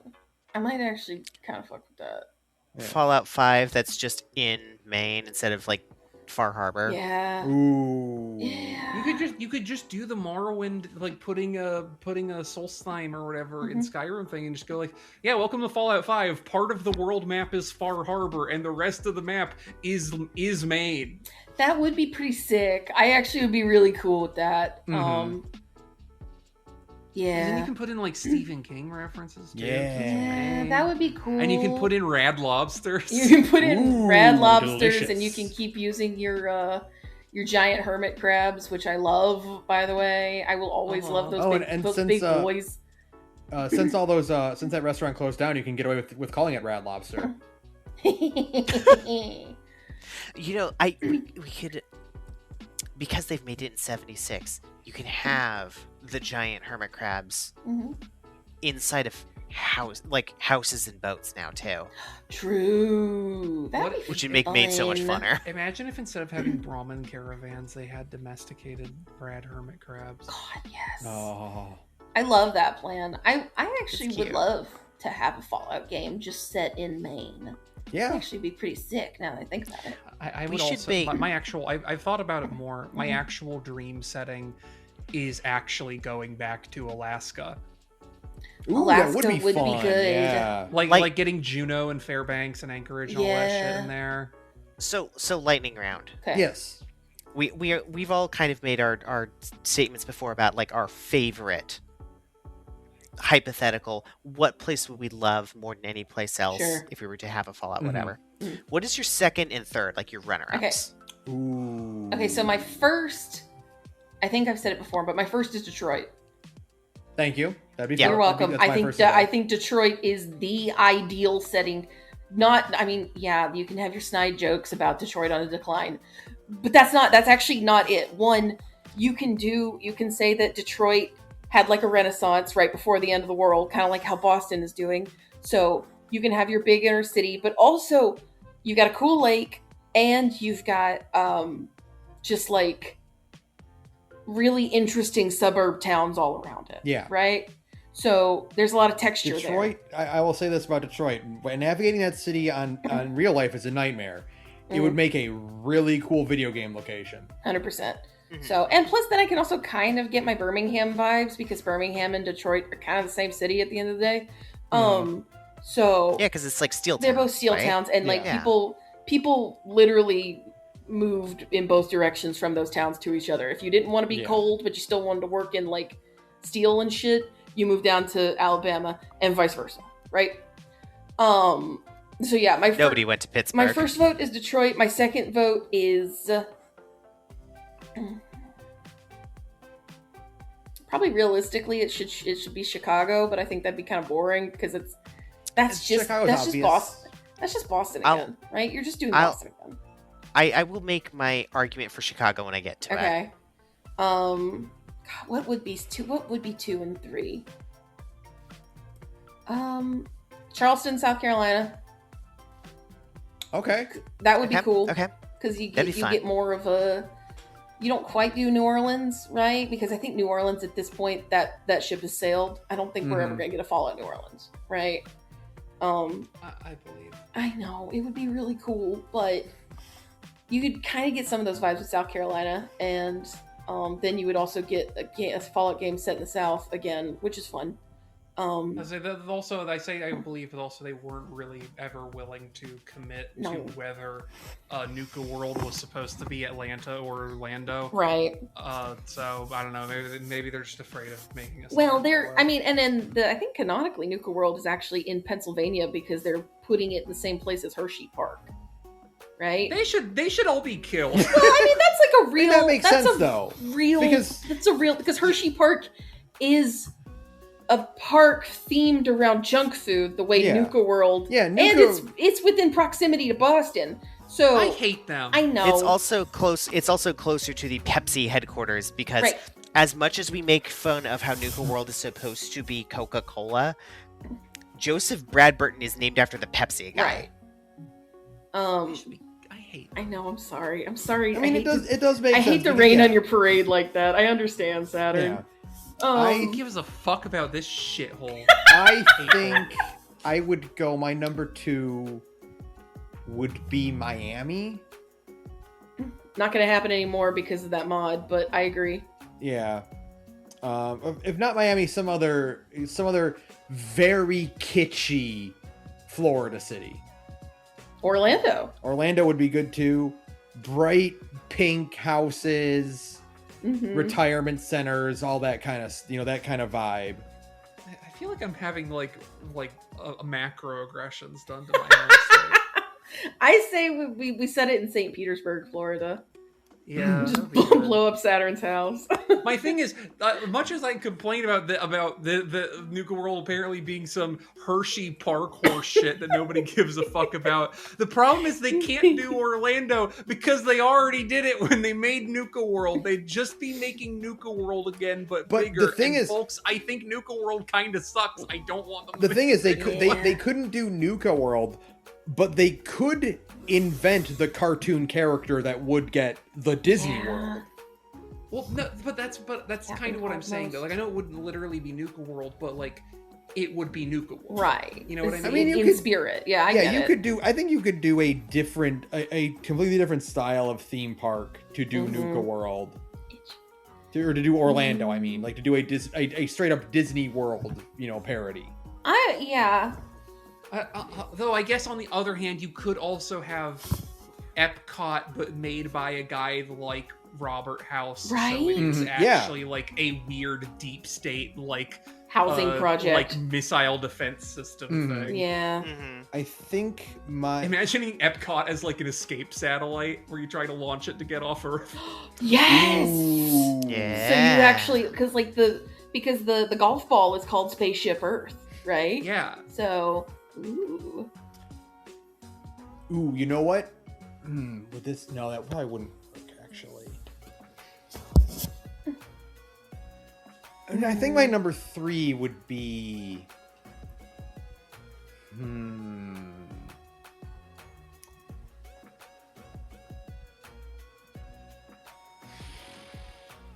What would be a good unique hard. Look? It's hard because I'm trying to think of what would be a good unique location. Place. Yeah. I'm gonna, you know what? I'm gonna be a little bit up my own ass about it, and say Colorado. Yeah. Even though I'm doing a post-apocalyptic RPG set in Colorado. Sure. Look, the Rockies are a hellish wasteland. Yeah, I mean, you could do a lot with Denver, and it. I mean, it would technically be set post Legion because the Legion took over Colorado. That's one of the big things. Yeah. Is that, and so you could set the timeline's flexible enough that you could just do it afterwards. Well, I mean, they would just set it. You could also do it before too. Well, thing is, you could be a splinter faction of Legion who actually like the blue Broncos jerseys. I mean, the Bunkos jerseys more. And now they're all they're developing radical new post-fascist ideologies that shockingly resemble communism after enough ideology. Except blue instead of red. Yeah. Yeah, for sure. I'm trying to I guess in my head. If Bethesda is insisting on being the one to make 5, which I think is stupid for the record. I think that's dumb because they just don't have the time. They're still making 6. But, they want to keep it close to their stomping grounds because, right what you know. You know what I mean? So, that's why I'm well, Detroit counts because it's kind of close. South Carolina, it kind of counts. I really like Saturn's vote for Maine. I know that initially the pitch for fall there's always been a lot of scuttlebutt about New York not existing anymore, but that actually turns out to just not that was just a thing that got invented and then kind of circulated Spread, around. yeah. Right? It's one of those like lore Bible things that was like a one-off sentence that nobody really listens to anymore. No. So somebody actually like sourced the original, like they went through Wayback Machines as far as they could. It literally is just a Reddit post. Yeah, that is the source of it. Because they mention one of the initial pitches for 3 was to set it in New York, and then they realized the technical limitations. They're like, we can't do that. And then 2. The Brotherhood guys in 4 mention flying past, going from Washington to Boston and seeing New York and making note of skyscrapers, right? So, like, it does still exist. That being said, I don't actually want a Fallout game in New York. I think that's too easy. It's one of the funnier things I also learned is that you had the Fallout 3 pitch. When they got back to Fallout 4, then they were like, well, maybe we do New York again, and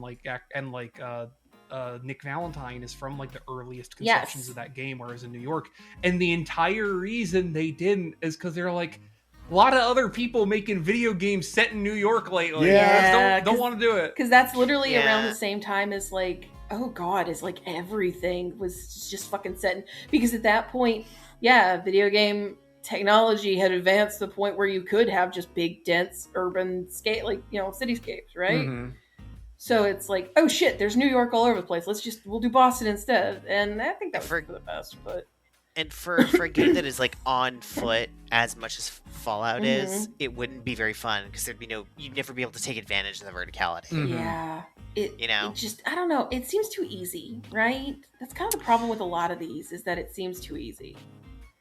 I think for me, it is, Chicago's my number 1. Sure. And my argument for this is there's very little about it other than the Enclave has a huge outpost there. So there's one easy villain for Bethesda to do. Sure. You don't have to do a lot of writing for it.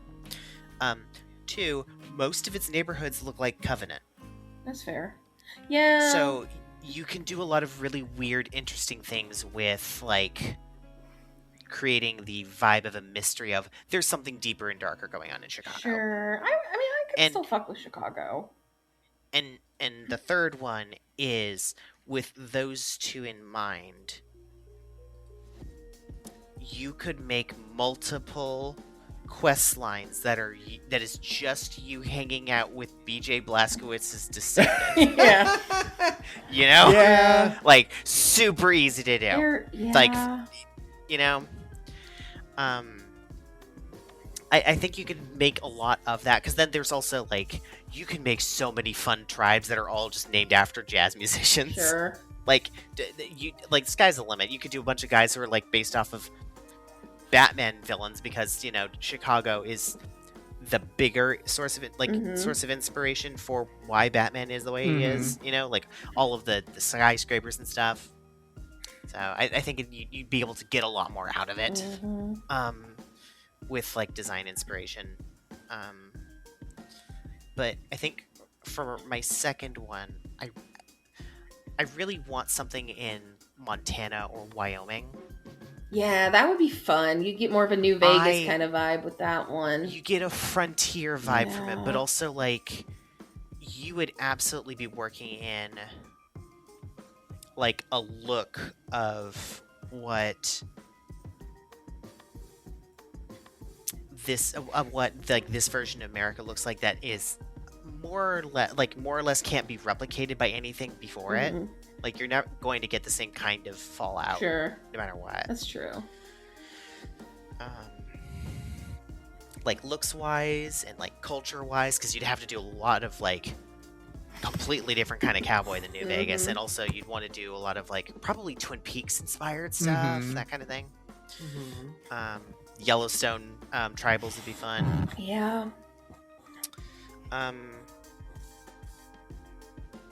And then I think for my third, I'm just really curious to see if Bethesda can just do something in the Midwest somewhere, like in Oklahoma or Kansas.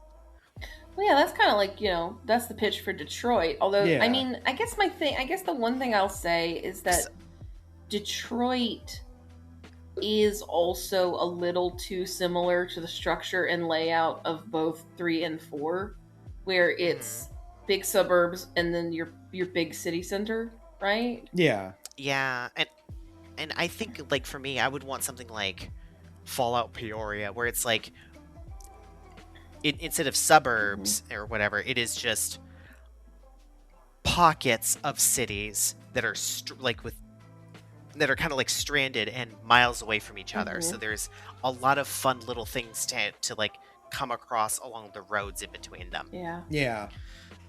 And also, like, we've seen the Midwest before with, I think, the Brotherhood of Steel and Fallout Tactics games.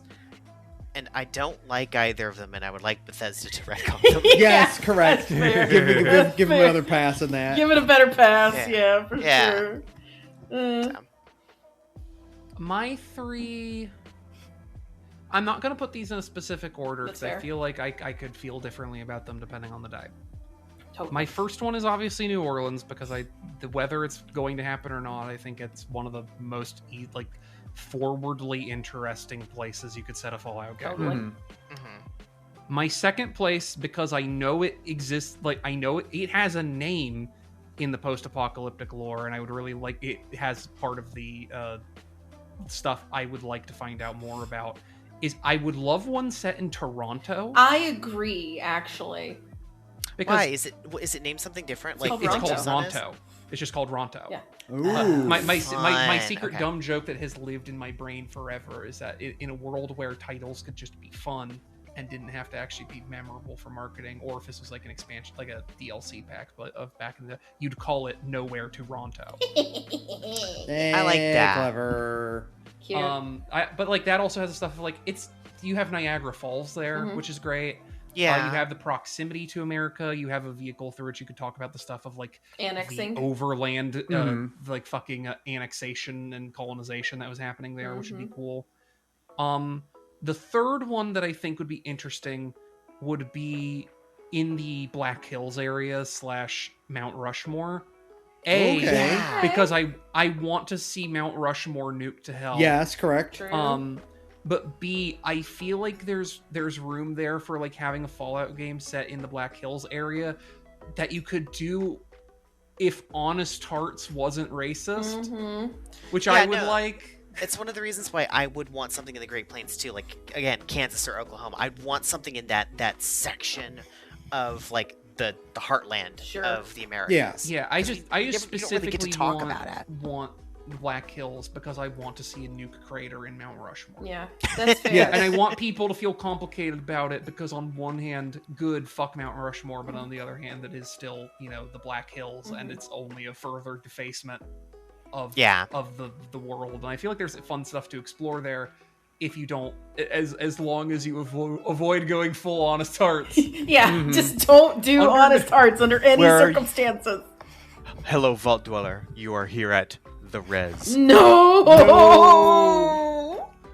The thing is, we really need a white savior right about now. Yeah. Oh God. No. Here, put on these bandages and be voiced by Keith Saravaika. You have to when you're designing your character, like, you are politely encouraged to not make them white. You're just not allowed to make them any darker than like the driven snow. Just just to avoid that, we're not going to let you go on this side of the color spectrum. Yeah. Also, actually, honorable mention, I would love, because I did mention it a bit earlier, I would also love something set in Anchorage, because I've had this idea kicking around in my brain of the idea of going to Anchorage, and all the propaganda about it was completely wrong, and there's like currently like a like Chinese expat society just in Anchorage. It's like, we're just holding down the fort till we get radio back from home. We've been at it for like 200 years, but they'll call eventually. They gotta call eventually. They gotta tell us what's going on. We got to get more of the Japanese soldier who kept fighting World War II. Totally. Because he didn't get anywhere otherwise. But I just like the idea. I just love the idea. It's a completely functional, like a half civilian. We're just like, well, you guys aren't fucking doing it right. So we figured, like, well, if we're gonna be here, may as well like run a city. Sure. real style. I don't see any of y'all doing it in Alaska, and like fair dinkum. That's all right. That's fair. I will say part of my excitement for Blood and Rust is that having the Conan the Barbarian super mutant king is actually an idea. Like, 'cause I had been marinating on the idea of having an Alaskan Fallout for a while, and I liked the idea that in the very frozen north parts of Alaska that barely anyone lives in is where the nation of snow adapted super mutants rules like cons. Yeah. And you have to like constantly parlay with them, and they're like fucking frost giants. I think that would be great. It's one of the reasons why I really want to go to Montana and Wyoming, because like I would love to have a sequel that doesn't acknowledge which canon ending of New Vegas happens, but the cons are there because of course they are in 2 of the endings they do. And the idea of just like them from first principles actually recreating Genghis Khan's army but on motorcycles. That'd be great. There's a lot of like setting stuff, and the problem is that like yeah, in my heart of hearts I would love one actually set in the South. No, West Virginia is not the South. Doesn't count. It doesn't count. When they say almost heaven, it's because they're referring to the North, and they in fact hate my ass. That's right. They hate my ass specifically. But I would love like a and I mean they probably said it in fucking Georgia, and I hate Georgia on principles. So like I guess I don't want a Southern Fallout, because like I don't even like putting my human body inside of the Georgia state lines. I definitely wouldn't want to play a video game. Because it totally seems like Boston Bethesda is kind of up their own butts about the Eastern Seaboard being the only thing that matters, so they're gonna do Georgia. I don't mind that. I mean, I know that really cheeses some people off, but they're just they're just writing what you know. They just want to. That's true. I don't even think it's that they're East Coast supremacists. I think they're just cowards. Yeah, I mean, I guess they just. I mean, and to a certain extent, I guess I sort of respect that, because they're a bunch of Yankees. I don't want them writing a story about the Deep South. It's also easier to design a map when you can make 1/3 of it the ocean. That's true. But I mean like cowardice in that like Eastern Seaboard cowardice is more like, well, yeah, in their mind, Georgia isn't the South; it's part of the Seaboard. Well, like Georgia isn't the South because it's got Atlanta in it, and Atlanta I know, is a fucking hellhole. So I hope to God they just nuked it off the map in Fallout. That'd be fucking sick as hell. You gotta set the game in Birmingham, because there's just nothing in Atlanta. God, we can all just fucking dream, right? That Atlanta's just gone. That it's actually just a smoking crater. They call it the Atlanta Ocean because the crater goes all the way to the coast. Yeah, exactly. The crater's just that big, and then the ocean flowed into it. You know what I mean? And, the other thing is they could also set it in Birmingham, because you could have Roll Tide as like a whole separate faction in of its own. You literally could have have football teams as like their own faction. I was gonna say, that reminds me of the actual reason I want Louisiana. The actual reason is I want a setting. Louisiana is the only place where you could have rad tigers, because they all escaped from their university enclosures and became an invasive species. I actually, you know what, Saturn? I've changed my mind. I also want them to make a Louisiana one still. That would be good, I think the dream is dead, but I'm going to keep holding out hope. I'm cannibalizing my own post-apocalyptic writing here from like the post-apocalyptic Louisiana that I salvaged from being a Fallout setting to be a Monster Heart setting instead. They don't call them tigers or rad tigers. They do just in fact call them all Mikes. Yeah, all Mikes. All Mikes. Yeah, Mike the tiger. Just Mikes. Yeah, they're all Mikes. All of them are Mikes. Totally. You don't get attacked by the Mikes. Like how Yagwai. And then you could have Rougarou. Bethesda could use their fucking werewolf model, but make it good instead of bad, like it is in Skyrim. They don't even do that. The Blue Devil exists, remember? True. Yeah. So there you go. I'm just saying, because they got werewolves down Louisiana. You know what? I'm back on board. Let's do fucking Louisiana. Like, and if you were going to put inexplicable vampires anywhere, Why not Louisiana? It should be Louisiana. You can. I think you should have a quest that's about that's very nakedly like a guy with a Transylvanian accent who's kind of reclusive and invites you to his lavish manor or whatever, and you're like, are they just straight up putting a vampire in here? But no, it's a blood bug, man. He spliced himself with a blood bug, and now he has to eat blood to live. He has to drain Oh my god, it's Castlevania! That is not my name. Yeah. What? I was a doctor once. They called me Dr. Acula. Excuse me, Mr. Acula. It's Dr. Acula. Mr. Acula, why do you have this roast chicken in your wall? What the fuck? Where did that get How did you find that? I haven't eaten chicken in 175 years. Oh, well, it tastes pretty good still. You're eating it? My God. They can get away with it. Chicken? You know what we need in the next Fallout game, just in general, is we need to, and what all things should do, is just embrace the public domain more. Oh yeah, that's right. They absolutely. should put Vegeta in the next. Vegeta isn't in the public domain. Vegeta is much like Dracula in that he's in the public domain. I want to see a Fallout game where you can fight the three masters of evil themselves: Dracula, Frankenstein, and Dr. Jekyll and Mr. Hyde. I'm sorry. I'm just thinking about. I can't help it. You're conspicuously leaving out the fourth. The fourth one, Kermit the Frog. The fourth Musketeer, Vegeta.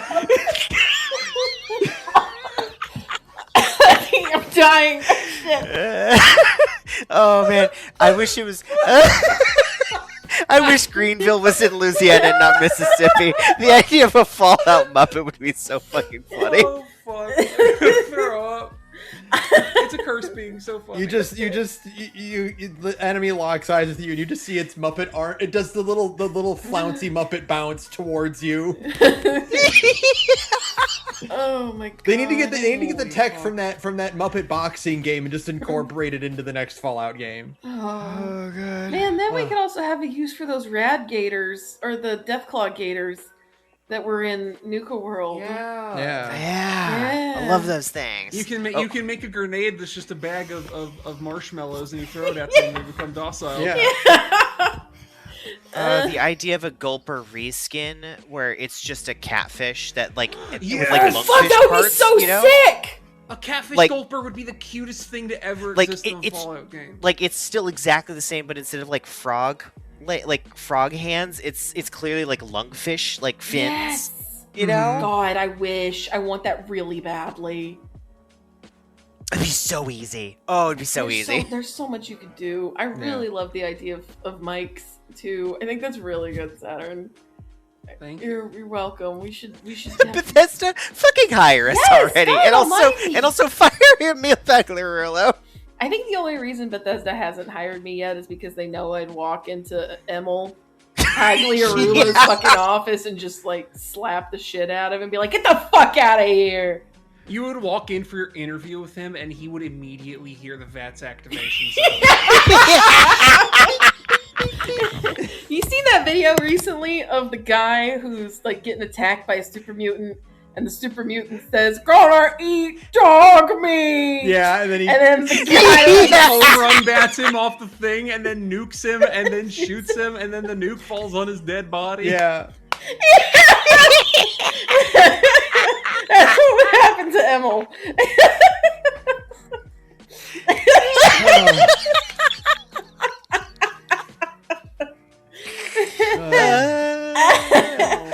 Merry Christmas. Fallout Louisiana, his dog meat should be a basset hound. Oh God. You know his ass be going roo-roo. Dude, by the way, I gotta advocate. I realized another reason why we should have motorcycles in Fallout, actually. We gotta have a sidecar for the dog.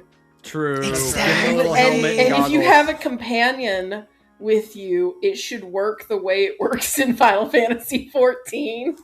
Where they have to sit on the side of the sidecar. The dog is actually in the sidecar. Mm-hmm. Here's the thing. I think they should have more non-human companions because I want this to happen if you have the voice box having domesticated Deathclaw companion. Yeah, totally. Yeah, Who just has to sit on the back of your motorcycle and just sort of delicately grip you with their claws so they don't fall off. Perched on it like when you play Double Dash with Bowser and Baby Mario. Yeah. And Baby Mario is driving this giant car and Bowser is hunched over on the back of it. Mm-hmm.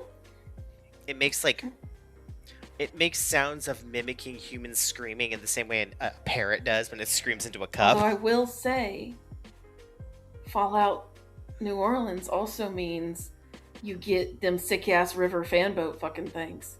Exactly. Yeah. You know Raiders be using those. Raiders do be Hell using yeah. those things. Damn. See, the problem is I try to convince myself that, like, I don't want Fallout New Orleans because it's never going to happen. And then you talk about it for more than 15 seconds, and you're like, but no, it would be so sick! Hey. Let me hit you with one. Mhm. All of the raiders are referred to as Ragins. As in rad, like Raging Cajuns. Cajuns! Yeah! Oh, fuck, that would be so good. But like rad, as in like Yes! irradiated. Mhm. Yeah. Fuck, I love that idea. Yep. There's so much you can do. It really There is. pisses me off. And I want it really badly. I just want another Fallout. I noticed that most of this podcast, yet again. Merry Christmas! We talked about Fallout for 3.5 hours. How did this happen again? Why does this keep Winter happening? Wonderland. Why? That first episode of that second season is pretty It good. was good, yeah. It sure as fuck that was. second Let's watch episode more is out tomorrow. like, right now, and unfortunately, Oh, that's right. Wait, no, it's Tuesday. yeah. Yeah, didn't they release it? Didn't they start releasing it early, or was it just for the first episode? I think it's out now. Do we want to end this podcast so we can all watch that episode together? Hey, good night, Hey, folks. good night, folks. You gotta go watch this because otherwise we're not gonna be able to watch it until Friday again. So, Merry Christmas, everybody. We just remembered something very important, and that's that we like Fallout a lot. We're so Why does stupid. this keep happening to me? Why do I keep getting tricked into talking about Fallout for so many hours? All right, are we all set, do you think? Yeah. Yeah. I think so. Hi, everybody. We missed Merry you. Christmas. Merry We'll have Christmas. another 3.5 hour long episode next time when we do the first part of the Gorgies. Oh, God. Happy holidays. When are we recording the first Gorgies episode? The 7th. Ben? The 7th. Okay, that gives me time. Ooh, Good. Okay, Yeah. that gives me a little bit of time to do a little bit more stuff. I got 3 goals. I got a little bit of Silent Hill F just so I can talk about it. Mhm. At least another couple hours of Look Outside and finishing Shooty. Oh wait, 4 goals because also Saturn, Butterfly Effect. Yeah. That's right. Right. You'll have to play it or I will cry. I swear on my life, I will If play you do it. not play it, you will have to pay me. Oh no, but I have no money. You will simply have to pay me with money that you do have logged in FF14. Okay, I can do that. Standing offer for all Gorge listeners, you also have to play Butterfly Affect or pay me in FF14. I'll take either. But you do have to do one or the One other. or the other, yes. Okay. Thank you to DJ Cutman for use of background music. Email us again at thegorgepodcast.gmail.com if you just want to ask us questions in general, not just on a Christmas Chillcast. And follow us all on our social medias and have happy holidays, everyone. Happy holidays, Happy Merry holidays. Christmas. Happy holidays. We'll all see you in the new year, and thank you guys for hanging out with me for 3.5 hours talking about stupid shit. Yeah. That's right. That's right. Good night, everyone. Good night. Good night. Good night.